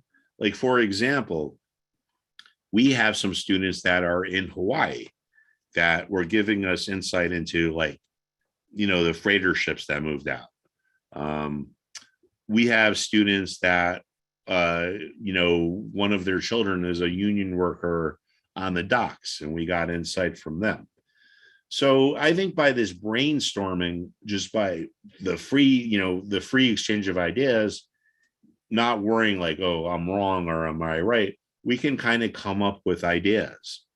So from the brainstorming sessions, we started talking about railroads, right? It's the power of the community, of the Benzinga community. Absolutely. Yeah, dude. It's it's really cool because there are things that anyone would miss, right? But if you have this community and this exchange of ideas, and it's not an environment where people are competitive. It's not like someone's like, oh, I'm not going to share my idea because I don't want anyone else to take it from me. That's not what we're about. And that's not how the real world works anyway. But anyway, so I want to bring up, we were talking about the railroads. So let's bring up CNP.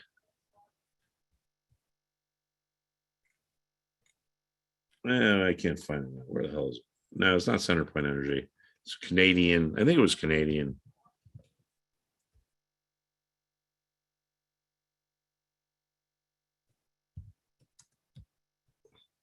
All right, so we were brainstorming about what companies could do well because of the supply chain crisis. Some of the students said, all right, well, let's look at railroads, right? If there's a shortage of shippers and a shortage of truckers, maybe more stuff gets put on railroads. So this is CNP, or CP is a symbol. This is Canadian Pacific Railway. So right around here, the students brought this up and we started talking about it. And this 75 level was resistance here and here and here, but it looks like we just got above it. Now we see some consolidation. And now will 75 become support? Well, remember, seller's remorse. Investors sold it. The stock goes down. The stock rallies and gets above where they sold it. All of a sudden, these sellers that thought they did such a great job regret their decision to sell. So what they do is they place their buy orders out there. They don't want to pay more than they sold it at. So they place their buy orders at the same price that they sold. So now we have a situation where the stock is testing what was a former resistance level. It could become support. If this support holds, I think there's a good chance the uptrend continues. So this is not something I came up with. I didn't just say, oh, hey, everyone, let's look at Canadian Pacific Railway. This was a kind of an open discussion where I said to the students, right, let's brainstorm. What could help us here? Like, we got supply chains going. There's always a way to make money out of any situation, no matter how bad it seems. There's always something out there. Like I had my first trading job with Mario Gabelli. I remember him telling me when he first hired me, I don't know if it was him or someone he worked with, but, looking for these ideas that are kind of out of the box. Well, anyway, back then it was, going back to the Easy Pass. Like in the early 80s, they first invented Easy Pass. So Gabelli, being the genius he is, said, oh, Easy Pass, there's a new thing. And he had his analysts look into it. And I think that they found some company that makes a little component for Easy Pass, this little widget or whatever. No one would have thought of it, but there was this little company somewhere that was about to benefit, and they invested in it and they made like this huge, big amount of money. So like that, comes from the brainstorming. Here we have Canadian Pacific, it's above this resistance level. Will this level become support? If so, it could move ahead. So this was not on my radar screen. This is something the students brought up, and now we're all following it. So it's a very, the class, Rodrigo, is not just me like talking about how great I am, because I'm not, but the class is about, let's try to come up with ideas. Let's try to get on the same page. And let's just brainstorm, because like I said, you could be Tom Brady, you could be a great quarterback, but you're not going to be a great safety. You have to do what works for you and your personality. Yeah, and it all falls down under basically treating trading as a career, right? Not as a hobby. This is not like just reading a book and hanging out in the beach. This is something that, look, I mean, billionaire funds do this, right? So as a retail trader, you basically have to work your way up to become a successful long-term profitable day trader or swing trader or whatever it is that you want to do. But the first thing is to actually understand the fundamentals of the market. And like Mark is saying, the community, the power of a community, of an educated community, I must say, is a lot more powerful than a community of, let's say, like you go to Wall Street Bets, like 99% of those trades tank. So that's not what we're doing here. Obviously, we're here trying to give you educated trades with smart hypothesis results. And basically, we're looking at the market with experience in our favor. We have somebody that's traded within the biggest firms out there and all sorts of, stocks that you can imagine. Basically, this is like the best way to start as a trader, right? If my first day in trading would be today, I would join the trading school and I would try to talk to Mark as much as I can. I would attend the classes every day. If I miss it, I'll watch the recording. I'll schedule office hours. I will try to learn as much as I can because I understand the person that I have in front of me. I understand that this is somebody that can really help me a lot and help you learn. You got to understand it's not just about making money, it's about knowing why and how you made that money, because you want to be able to repeat that process on and on.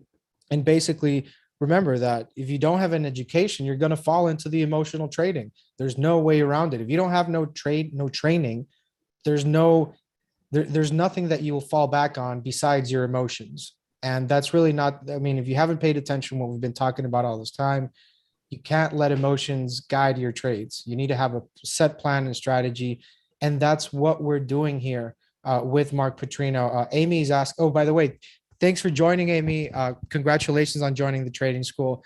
It's very awesome. And I mean, we're going over part of it now, but I just want to make sure that I can give you a very warm Benzinga welcome. All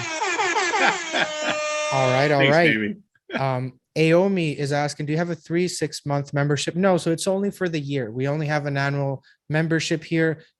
We have to do it annually so that you can cover all of the topics and make sure that you really learn this and you actually give yourself a chance. Remember, you're competing when you're trading stocks, you are in a competition. There's somebody on the other side of the trade who thinks they know more than you. That's the person selling you the stock or the option or whatnot. So in many cases, you will even be competing with billionaire funds. And if you don't give yourself the chance, because like funds invest millions of dollars in their education, millions, tens of millions. So if you really want to give yourself a chance, you have to get, I mean, the best tool out there, and that would be Benzinga Pro, and then the best mentor to help you digest and process that information and show you and teach you the ropes of trading and, you know, market analytics, equilibrium trading, all of these things that really make you a complete trader. That's why you have the education there. So to me, it's probably the best deal that you can find out there ever, because the other option is just really not the way you want to go. And I'm talking to you as a trader today. Okay. I'm a trader. I'm an individual trader. I was a trader before I joined Benzinga. I love trading. I love the markets. And to me, it's very interesting and I like it. And that's kind of the attitude you want to have if you want to be successful in trading. You need to be hungry for the knowledge and hungry to learn it so that you can actually, you know, profit from it and not just be one of the 90% of retail traders that get washed up. So that's what we're trying to do here. Yasir is asking, does Pro have scanners? And if so, yeah, we have Pro has the only scanner that's open pre-market, actually, pre-market and after hours. And just as a reminder, Benzinga Pro is included in the trading school forever. So as long as you have the trading school, you will have Benzinga Pro. So yeah, just wanted to at least answer those. Can you send the laptop details? Avril, yeah, just it's going to be a Google Chromebook. It's a new Chromebook. But yeah, we've gone over several of these questions already, but just want to make sure we get to everybody. Mark, what are you most excited about in the trading school? Like what are some things that you've noticed there that you might want to tell people that, you know, want to join or are on the fence? You know what? What excites me or what I'm enthusiastic about is students that actually want to learn. You know, people that ask good questions, people that are humble. You know, we get some like kind of know-it-alls in the you know, lessons that are, you know, they may try to stump me like, oh, well, what do you think of this derivative, blah, blah, blah. You know, I just want students that want to learn. You know, I want people that want to learn. And it seems like we're doing kind of a good job weeding the people out. You know, if you're looking for someone to give you trading ideas, this is not the place. If you're looking for someone to teach you how to develop your own trading ideas, this is the place.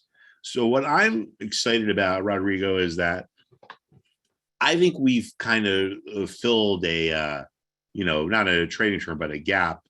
But, you know, we're putting something out there that is not elsewhere. You know, most trading places want to teach you, here's our system. you should do this. This is great. What I want to teach you is you need to do what is right for you. So what I'm excited about so far is that we have students that actually seem to get it. You know, if you want me to feed you fish, yeah, all right, you could have a fish and then move on. You know, you're here to learn how to fish on your own. So that's what I'm excited about. I'm excited that we have students that are eager to learn. And frankly, these students that are so eager, they're kind of shocked when they realize how simple it is. Well, you know, like they've missed so much. Well, you make it look simple. Let's just be clear. You make it look simple because you've been doing it for 25 years. But well, if you follow logic and common sense, it should be simple, right? You know, it's like, you know, we don't need to do higher mathematics or this or that or the other thing. It's like, you know, think about going to a store, right? Say you want to buy, you know, I have kids, and I don't know, the last friggin' iPhone thing or whatever the hell it was. You know, it's like, all right, well, we went to this store, they didn't have it. We went to that store, they didn't have it. You know, so we go to some other store, finally they have it. What happens? Well, we pay a higher price. Well, if you can understand that, if you can understand that there's a shortage of supply, so people need to pay higher prices, you can make money in the stock market. You know, you don't need to be a genius. You just need to understand supply and demand dynamics. yeah, and I'll say the power of the community is that really being able to bring all these pieces together. And, you know, the one thing I have noticed is that there's a lot of misinformation out there, Mark. There's a lot of new traders that, you know, they saw a YouTuber talk about XYZ thing, and now they think they're, you know, they're Wall Street professionals. That's what makes me so motivated, Rodrigo, because Yeah. I see like, all, you know, I mean, I could have just like been like, all right, well, whatever, I'm just going to retire and play golf. But I see all these ads like, oh, you know, sign up for this class and you can be this genius or blah, blah, blah. And frankly, it actually physically upsets me. I think, you know, maybe there are some promoters out there that, you know, typical young guys. I mean, but that's what, you know, being young has its advantages and its disadvantages. I'd say. Well, Rodrigo, as an older guy, I wish I was again, but that's another conversation. But the experience is really what I'm saying. Like, because a lot of people, what happens is that they go to YouTube, they listen to some little YouTuber or some social media guy, and then they think this is the way, right? The famous, this is the way, but then they realize that that's not how it is. That's not the way. And they have to unlearn all that garbage that they've been taken in for years. That's not true, right? Like conspiracies on the market, you know, a typical kind of stuff that you'll see on Wall Street Bets. And but it's part of a process. So like, if you are very young and you're trying to get into trading, my honest opinion, guys, is to just, you know, be humble to people that have been doing this for decades, managing billions of dollars, because there's no comparison. But, you know, it's all about learning, and that's part of the process, right, Mark? So people right, have to dude. And like the other thing is we're learning through cycles. Like already we've seen a cycle, you know, for the students that just started, you know, a month ago, right? Like we were looking at the S&P 500, you know, during our workshops or whatever, the webinars. Let me show you this trend that we looked at. And, you know, this is not, you know, I'm not lying. You can document this by listening to the calls. But we saw this uptrend, right? Look at this up. This is SPY. This is the S&P 500. So we saw this uptrend, you know, clear. You don't need to be a market guru to see this. So in the middle of September, around when we had another webinar, after the oil one, we talked about this, you know, and then the break of this trend line told us we were going to have a big move lower. You know, now, of course, we've recovered, but, you know, I think by seeing stuff in real time and real market application is really the key, because you can go read books until you're, you know, blue in whatever the expression is. It's like I said before about boxing. You know, you could do, I don't know, you know, you could watch the Rocky movies, you could drink raw eggs, you could be able to do 1,000 push-ups, you know, but until you get in the ring with Apollo Creed or Clubber Lang, my favorite Rocky movie is Rocky 3. That's another aside. You're not really going to learn. You gotta get in there and you got to really see what's going on. That's what I like about this class, is because we're talking about what's really happening in real time and what's really going on in the markets. It's not like, oh, gee, last October, I made a great call. Yeah, well, everyone makes a great call if, they have the benefit of hindsight. So that's what excites me about the class, Rodrigo. We have students that are eager to learn, and we're talking about this stuff in real time. Yeah, that's the biggest benefit for sure. Yeah. But you have the issue with, and look, I mean, I'm also fell victim to this. Like everybody and everybody's dog made money in 2020. It was the easiest market to make money.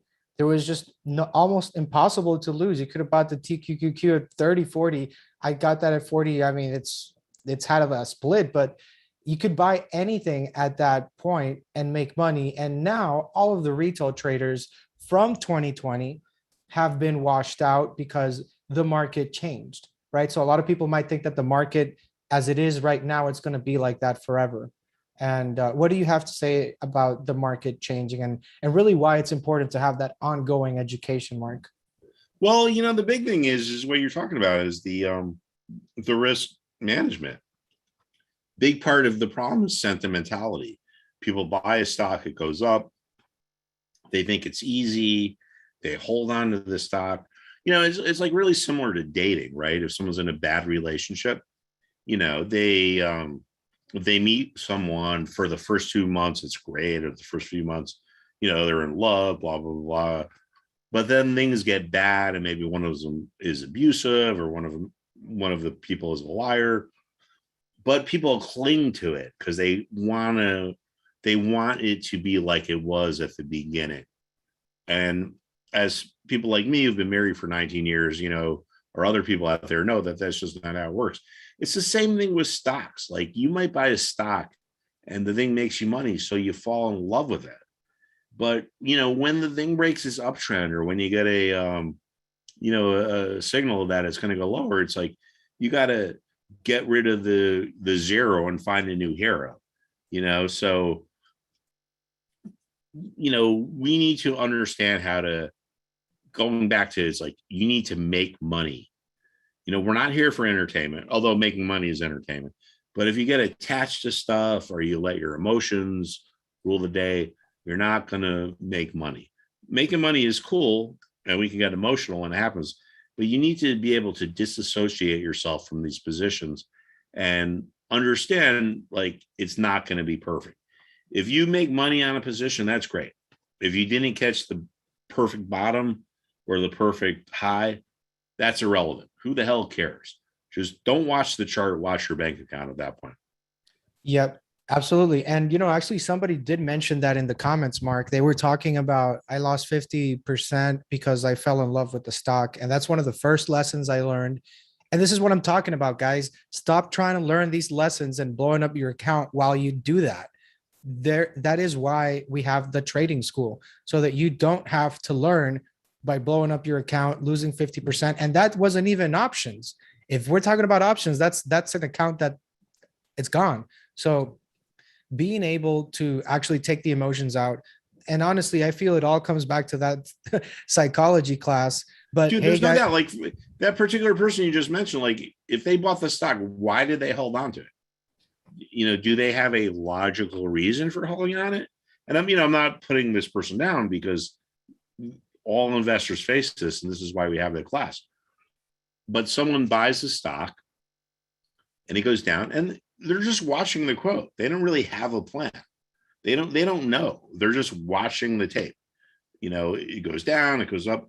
Had they a plan, well, we have this defined stop out strategy or whatever, they wouldn't have had to deal with that. So, if you're guessing, you're doing it wrong, Rodrigo. Yeah. We need to tell our students, like, you need to have a plan. Sometimes the plan doesn't work out, but if you have a plan that doesn't work out in the long run, you're still going to be better off than if you just guessed. Because if you have a plan that doesn't work out, you're probably only going to lose a little bit of money, right? Whereas if you're just guessing, you could just kiss your money goodbye. You're gonna watch it go down. You're gonna hope it comes back. And the vast majority of the times, it just doesn't work that way. That's not how the market works. Yeah, some people don't know that, and they kind of want to experience it by themselves because they think that they are, Paul Tudor Jones. And that's kind of what's enticing to some people, but they don't read the print. They don't read the small letters on the print that Paul Tudor Jones has a plan, and Paul Tudor Jones has lost money on lots of his trades, yeah. but he's successful because he has a plan. And over the long run, he's stuck to it, and he's accepted the fact that losses are part of the process. Babe Ruth has more strikeouts than any baseball player in history, yet he's still the greatest baseball player that there is. So if you come into this thinking I'm never going to lose money, yeah, for sure, you need to accept the fact that you're going to lose, but your losses, you need to cut them out, and you need to let your winners run. Now, it's easier said than done, but it's the same thing that investors have been facing basically since there's been investing. So this is one of the things we talk about in our investment psychology class. And actually, since we're talking about Mr. Jones, I've looked into his biography. Actually, he blew up his account twice, and he was thinking about quitting. And his dad told him, find some safe investments. And then Paul Tudor Jones said, no, I'm gonna stick with it, and I'm gonna trade my way. And look at him now; he's obviously a billionaire. But it pretty much comes down to having discipline, right? Having a strategy, and a lot of the things that you are talking about, Mark, he is very adamant about those as well. So it seems like I mean, it's the he's same got strategy, $1 billion more than I do, but yeah, it's the training, same thing. It's the training you get at that institution is what I'm saying. Like when you trade among the greatest traders out there, you learn to trade like them, and you become, in essence, a part of that. And it's because all the points you're talking about, Paul Tudor Jones also mentions them as far as like becoming a better trader. So it really like when has I was trading groundwork. for Steve Cohen, even to this day, when people find out, oh, you traded for Steve Cohen, they think that Steve Cohen's got some great, secret strategy that, is mince money, on every trade. It doesn't happen. That's not how it works. Like Steve Cohen is a phenomenal trader because he understands risk management. Like when I worked for him, I remember people would call up, from the Wall Street Journal, and they, would interview him. As a matter of fact, I think when I was working there, it was the first Wall Street Journal he'd given like 8 years. And the reporter was like, well, do you use this strategy? Do you use that strategy? And it's almost like Steve got annoyed after 20 minutes. It's like, dude, I don't have a secret system. You're like, oh, do you use this? Do you moving average crossover, rig out? He's like, there is no great system. It's risk management. It's risk psychology. And Steve Cohen is a multi-billionaire who basically started with nothing. So I guess my final takeaway now is, as we're ending the class, is that there is no great secret. The secret is using a style that fits you and understanding risk management and investment psychology. There is no one-hit wonder. There is no all right, I'm going to pay for this class for, I'm going to take 2 hours of guitar lessons. I'm going to be Jimi Hendrix. It just doesn't work that way in the real world. So I think if you sign up for our class, don't expect after a week or two to be like, oh, this is a great thing, blah, blah, blah, blah. And you're going to go out there and be, a zillionaire. I think if you stay with us for a few months or whatever, and we go through a couple of different market cycles, you're really going to learn how to develop your own systems. And again, we're not here to tell you what to do. We are here to teach you how to do what works right for you. So I don't know if that's too hyperbolic, but that's what I really believe in.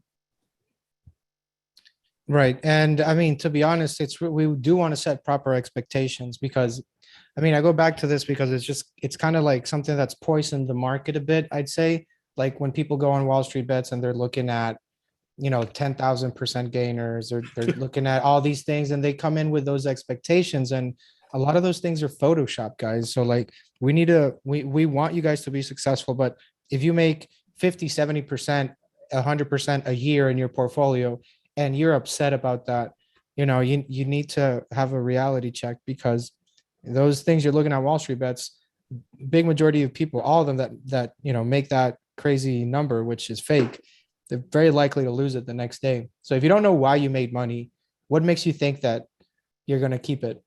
Eventually it will go back to where it belongs, and that's probably going to be a smarter trader.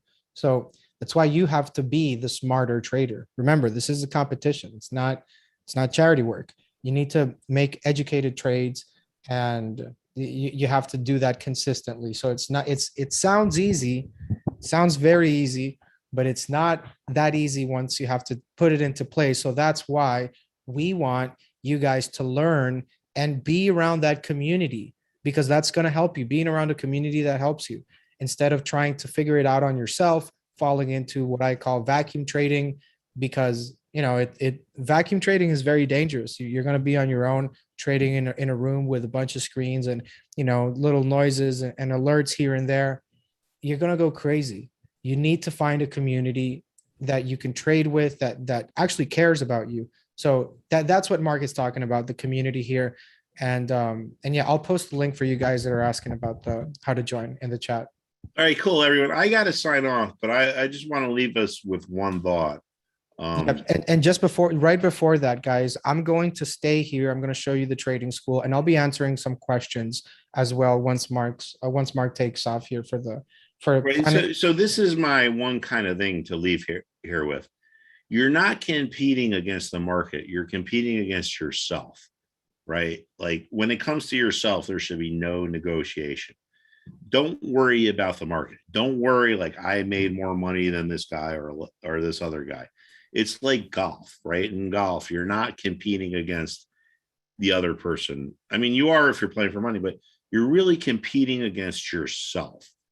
And if you make a mistake, figure out what you did wrong. Like, for example, we have a student that was very upset today because she lost a lot of money on fun.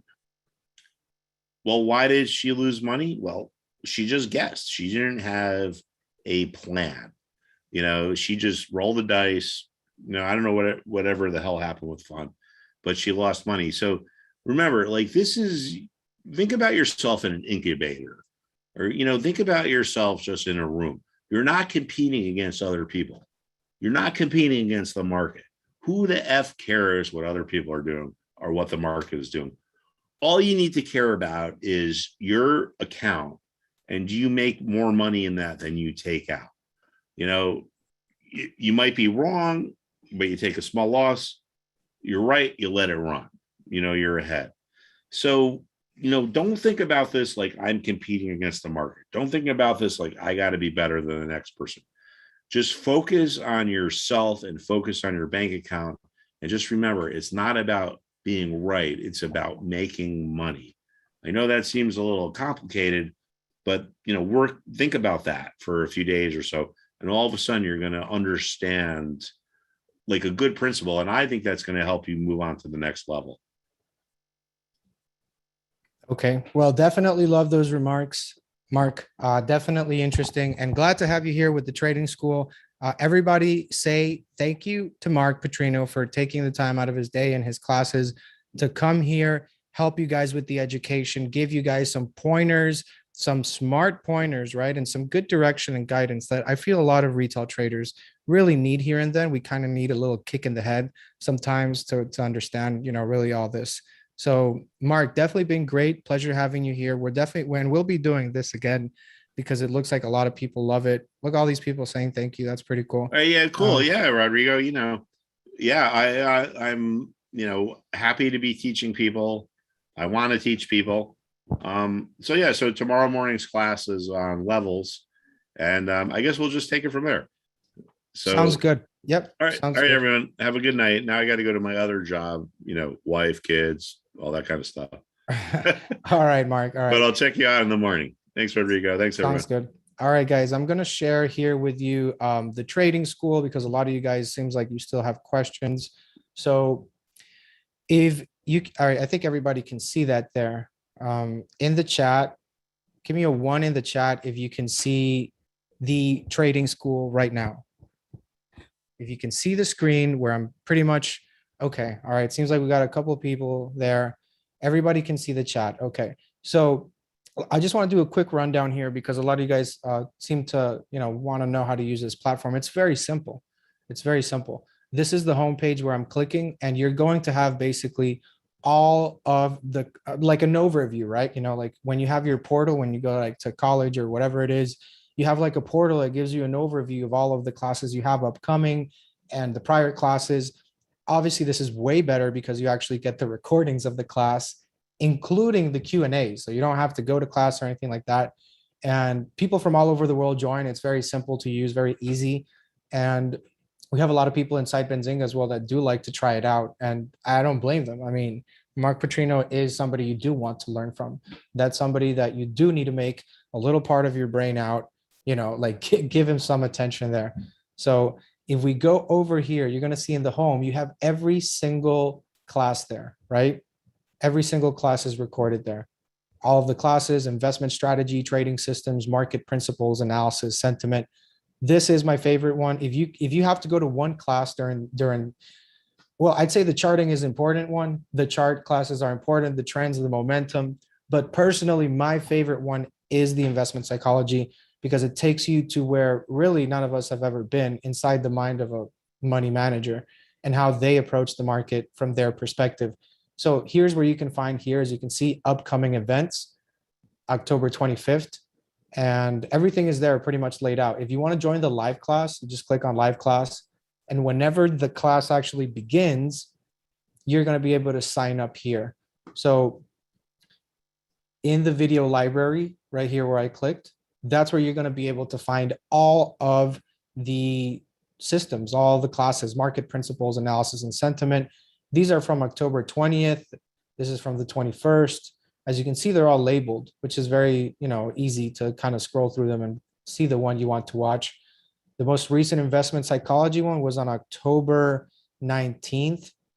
And you can watch them. So Raphael is asking, how many times can you take the same class? So there's no limit.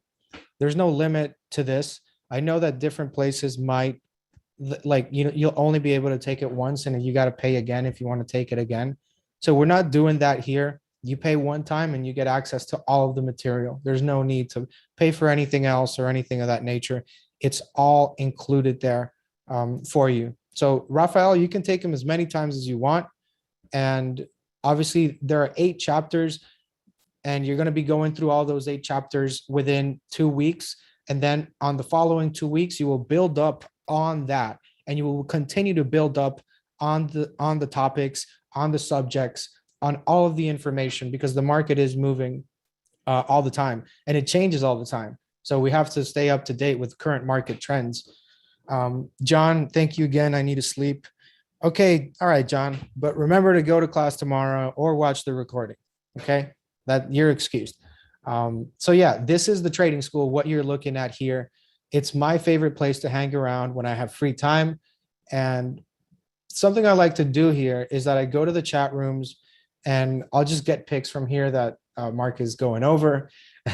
He's basically talking about trades on that. So that's something that I'll do, here and there. But keep in mind, guys, the trading school comes with Benzinga Pro. So I showed you a little trick I do here. But also it's really just the beauty of seeing Benzinga Pro here. As you can see, you have your news there. You have all of your information here, quotes, company, industry, short float, earnings, balance sheets, shareholders, ownership. You have a brief description of the company. You can see their homepage if you want to. And, this applies to any stock that you want to look at. We want to look at DWAC.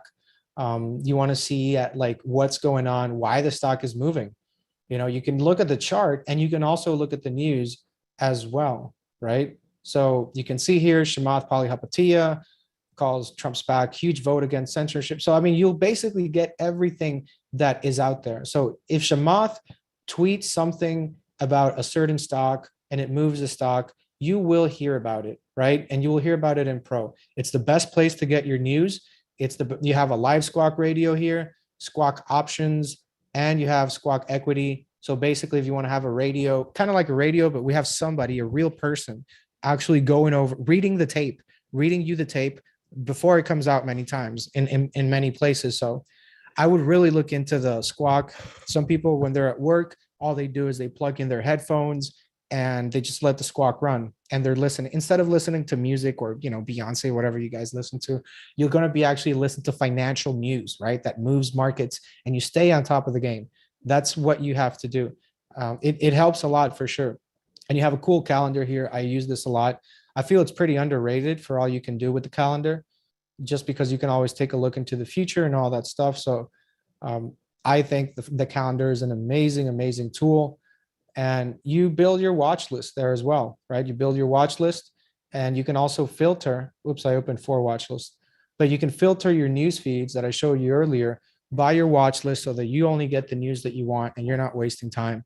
So this is a little touch of pro. Obviously, there's a lot more I can delve into here, but um, the main goal here, guys, is for you to know that the trading school includes Benzinga Pro. The trading school gives you everything that you need as a trader to pretty much be successful, because you're going to have all of these things that you do need to be successful. And remember, it's a lifelong process.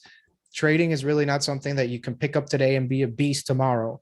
Just like everything in life, it takes time, dedication, commitment, and effort to actually be successful at anything. So keeping in mind that Benzinga is for retail, and really how we work really hard to give you guys these great services. Consider this, right? Your future self in 1 year or 2 years from today, possibly having lost a lot of money in the market. If your future self would be able to tell you anything, it would be to do yourself a favor and get the education, because you can't educate yourself. You can't teach yourself how to be a rocket scientist in one day. A lot of people can't afford to blow up their account 1 time or 2 times or 3 times. A lot of people can't afford to lose half of their account. So it really comes down to how much are you willing to gamble it with no education and continue to do it. Because if that's the way, then you will learn, and you'll learn the way that involves losing money, sometimes blowing up your account. And there's no point in learning a lesson by blowing up your account, because that could just take you out permanently of the market.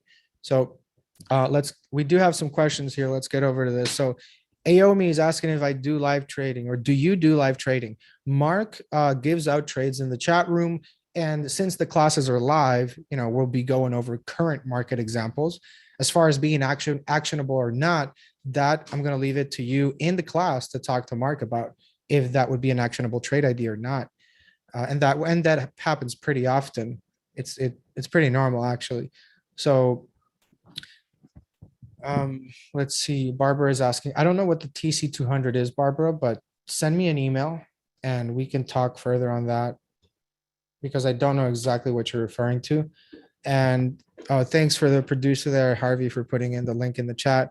So Queen Kath, for me to be able to access to these teachings, do I need to register? Yeah, you need to. Yes, this is a trading school. It's only for members of the trading school. And yes, once you're signed up and once you join, you'll be part of the community. You'll be trading with us. You'll be learning with us. You'll be attending the classes, office hours, Q&As, and it's pretty fun. We talk about trades and we talk about the markets. It's a great environment to learn. I don't think there's a better environment to learn where the company actually specifically is making it a great environment to learn. Like we really try to make you the center of attention, where whatever you need, we can help you with. We have a policy to not leave no traders left behind, and we apply it every day to everything that we do as an organization. And everything that you're seeing here, the trading school, there's a lot of developers and coders. Shout out to Vin, shout out to Neil, who've been working really hard on bringing you guys these tools. We know all the coders, all the developers, and inside Benzinga Pro, we have hundreds of writers around the world, so that basically you can actually get the fastest news out there. So that's something that I do want to give a shout out, because it didn't happen overnight, and bringing you guys this is great. It feels great. So yeah, Barbara, just email me. Okay. And if any of you guys have a 9 to 5 and you think you might not be able to get the value of this just because of that, I promise you like it's the total opposite. A lot of people that joined, they have full-time jobs, 9 to 5s, and they still make time for it, because just like an education, just like a career that you want, you need to make time for that. Okay. Um, all right. I'll post the link here, Barbara. 1 second. No worries. Just give me a quick second and I'll post it up there.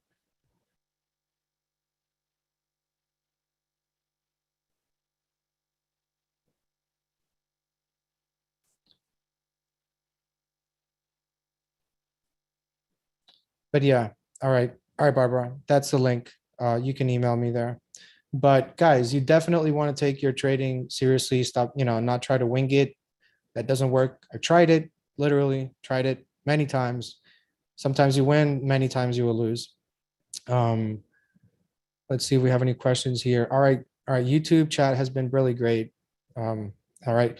So guys, this is going to expire at midnight. This is not going to be available tomorrow. The only way that you can get this deal is if you call the number that is in the chat, or if you email the email that's in the chat, or you can click on the link in the YouTube description, or you can just click it on the chat that we have it there. Those are the only ways you can get the deal. It will expire at midnight. You do keep the discount if you actually, renew, because this is an ongoing educational workshop. This is an ongoing school. It's not going to stop. We don't have like, summer off or anything like that. We don't have like 20-day holidays like typical school does. We're out here working every single day, giving you guys trade ideas, giving you guys education that is going to help you become a better trader. So we're taking it pretty seriously. We're very passionate about helping you guys. So yeah, absolutely. So guys, if you guys have any other questions, let me know in the chat. Queen, once I join, I will be able to join the class, and the same do. So I'm not understanding the question, Queen. If possible, guys, turn your chat settings to everyone, not just to the host and panelists, so that everybody can see your questions. So Queen Kath, once I join, yeah. So once you join, Catherine, you'll be able to go over all of the classes, all of the Q&As, all of that information. It's all inside the trading school that I'm showing you. I'll go here one more time here, video library. All right. And I'm clicking there, and then you can see that. All right. We can go to this prior class. I didn't want to click on that, but all right, there you go. Friday office hours. Okay. I'm giving you a sneak peek. And if you're looking, so basically this was a 1 hour, 40-minute office hour session that we did. Okay. Okay. All right. So we're going to basically do that every day. That's what we do every day. And this is just one of the classes, of course, but you can always go back to the video library. So guys, we have to keep in mind, all right? We have to keep in mind that as a trader, you're going to have a lot of things thrown your way. You're going to have a lot of news and a lot of things happening around you, and you're going to want to trade everything because you think that's the way, right? But the real way is to make smart trades. It's quality over quantity. Okay. Once you get that in your head, things are going to be a lot easier for you to be able to narrow out the noise, ignore the noise, focus on stocks that actually have a balance sheet, actually have revenue. I know that speculative stocks are fun, but long-term wealth was not created with these types of strategies. I mean, you could be one in a lucky trader, and like, I mean, I've gotten 11 baggers with SPRT calls, but that's not something that happens every day. It's happened once a year, and you can't really trade like you're looking for that kind of upside every time, because you might lose it all again the next day, right? So you have to be careful about the way you trade, guys. So I'm going to wrap up the stream here, guys. If nobody else has any other questions about the trading school, let me know. And there's a couple questions here that you guys are sending me as Q&As or as private questions. So I'm going to address these questions, but feel free to put them on the everyone. So that way we can all look at your questions. Okay. So someone is asking, I'm a new trader. I lost $150,000 on meme stocks, and I want to try something different. Okay. So Chanel, All right. So definitely you're doing the right thing by joining the trading school, Chanel. I would definitely think this is probably going to be the biggest turning point in your trading career because, without education, we really are only guessing. That's really what we're doing. We might want to think we're not because we saw a little YouTube video there, but truth of the matter is it's not as easy as it sounds.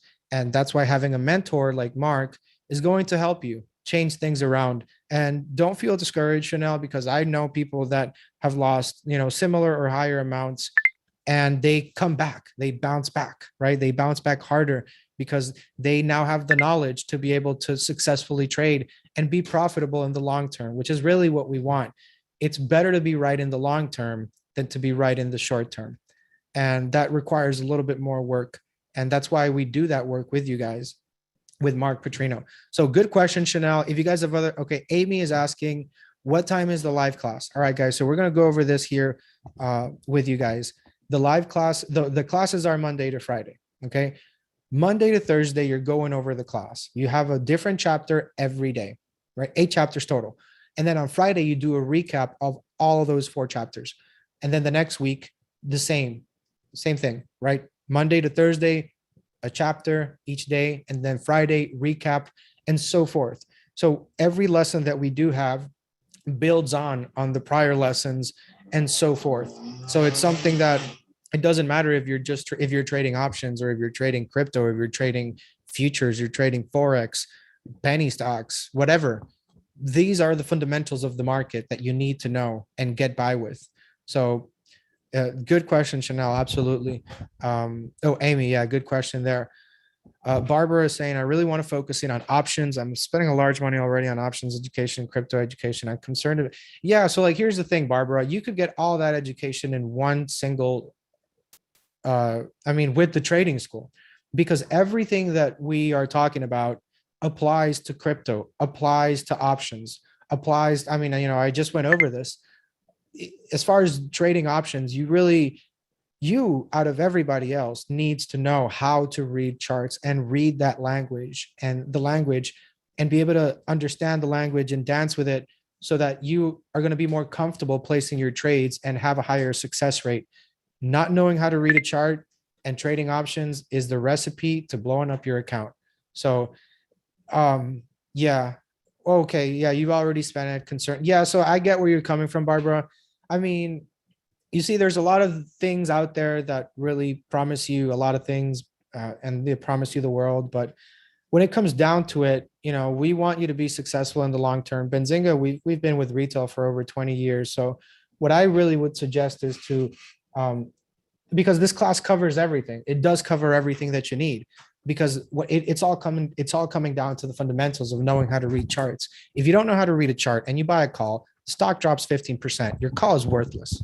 Okay. Your call is worthless and you don't want that. You can blow up your account very quickly with that if you don't know how to read a chart. So if you're doing it with options, you're risking it, but you're risking losing everything. You're risking losing everything if you don't know how to read a chart and you're trading options.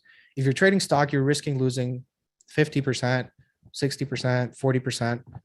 But the goal is to know what you're doing and being able to read what is in front of you properly. You see, for the untrained eye, you might just look at a chart that's going up and down and up and down. But for somebody that's been doing this for 20, 30 years, managing billions of dollars at hedge funds, they look at things and they're going to see things that you will not because they have a trained eye. It's like, if your dad is let's say your mom's a doctor, right? And your mom's doing surgery. How would she know what she's looking at without any training? Do you know what I'm saying with that? You kind of need to know what you're looking at to be able to properly make decisions. You need to go through it if you want to get to it, right?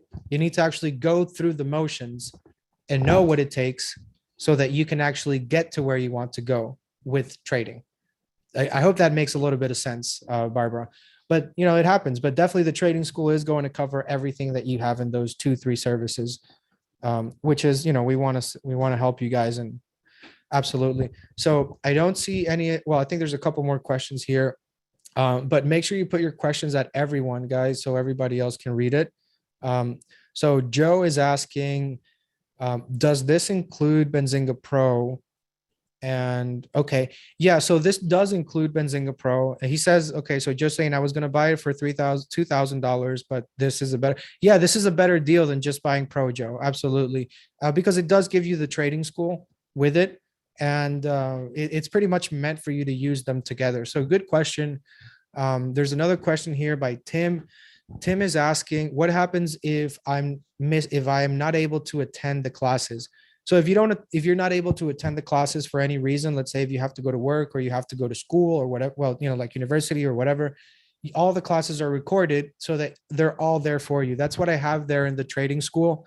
What you're looking at right now. I click on video library and it takes me here to where we are.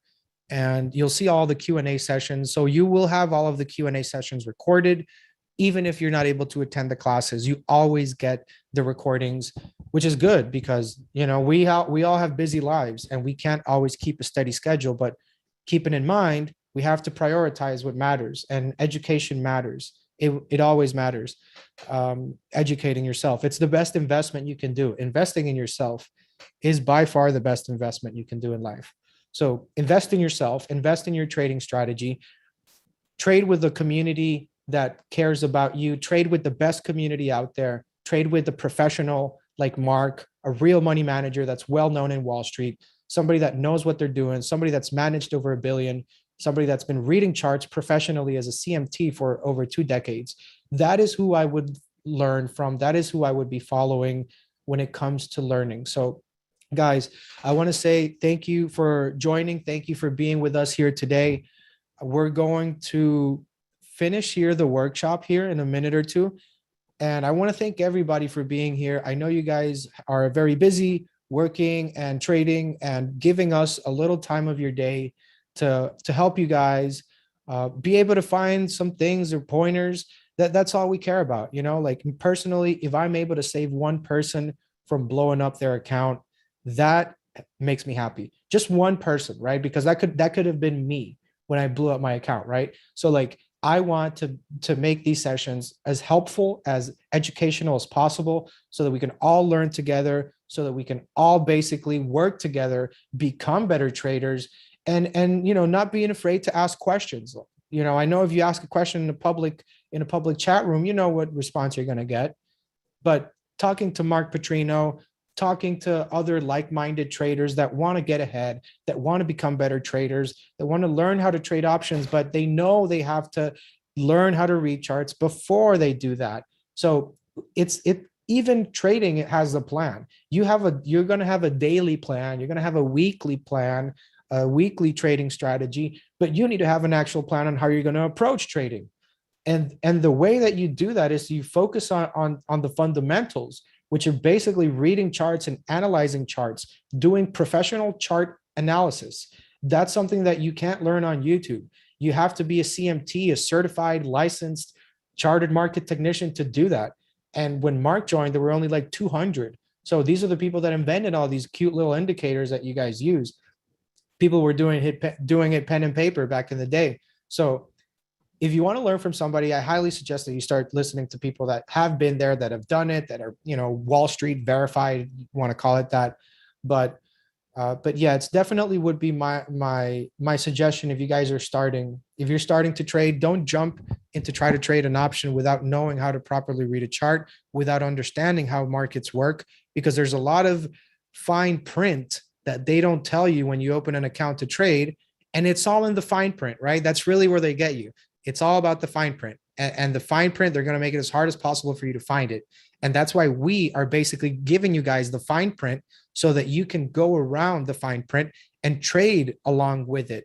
So don't be surprised when something happens in the market because nobody told you, right? But that's what we're doing here. We're trying to educate traders on all of the participants of the market, on all of how these interactions happen with the market, how bonds, rates, yields, oil, Bitcoin, the dollar, the euro, everything, how all of these things interact with each other, natural gas, all these things interact with each other, and they have a movement in the market. So being able to spot trends and understand how economies work, it's going to give you a good sense. It's like taking an advanced course on economics and like, finance and all that stuff. And I took a couple like advanced economic courses, and I can tell you it's very similar to the stock market as far as like the data that you're analyzing. It's very similar.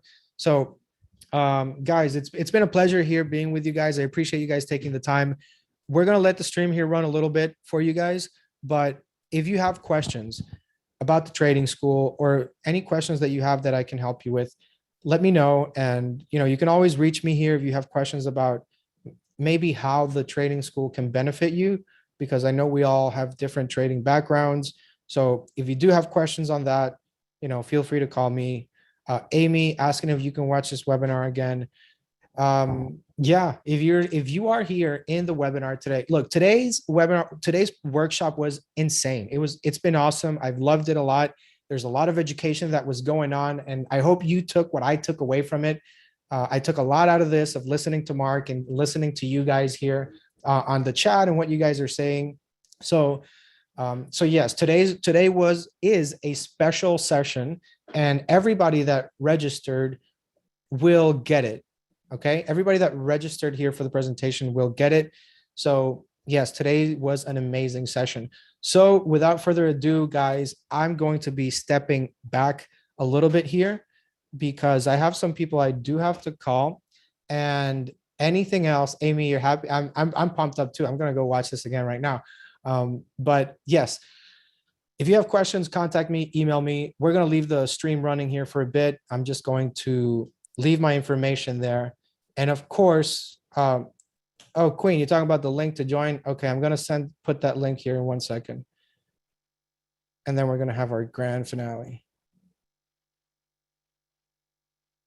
Okay, Queen, let me know if you get that.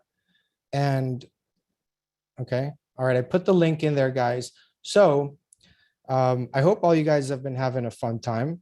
And we are going to leave the session here running a little bit so that if you guys have any questions, I mean, you can still be in the chat, but I highly recommend to call Rodrigo or email Rodrigo if you have questions about the trading school. And we are going to go ahead now and take the stream off in a little bit, but feel free to call if you have any questions, guys. So thanks for joining. Thanks for being part of the community. Thanks for trading with us. We appreciate you guys. We appreciate all the work you put into coming here. So have a great day, guys, and we'll see you in the next time.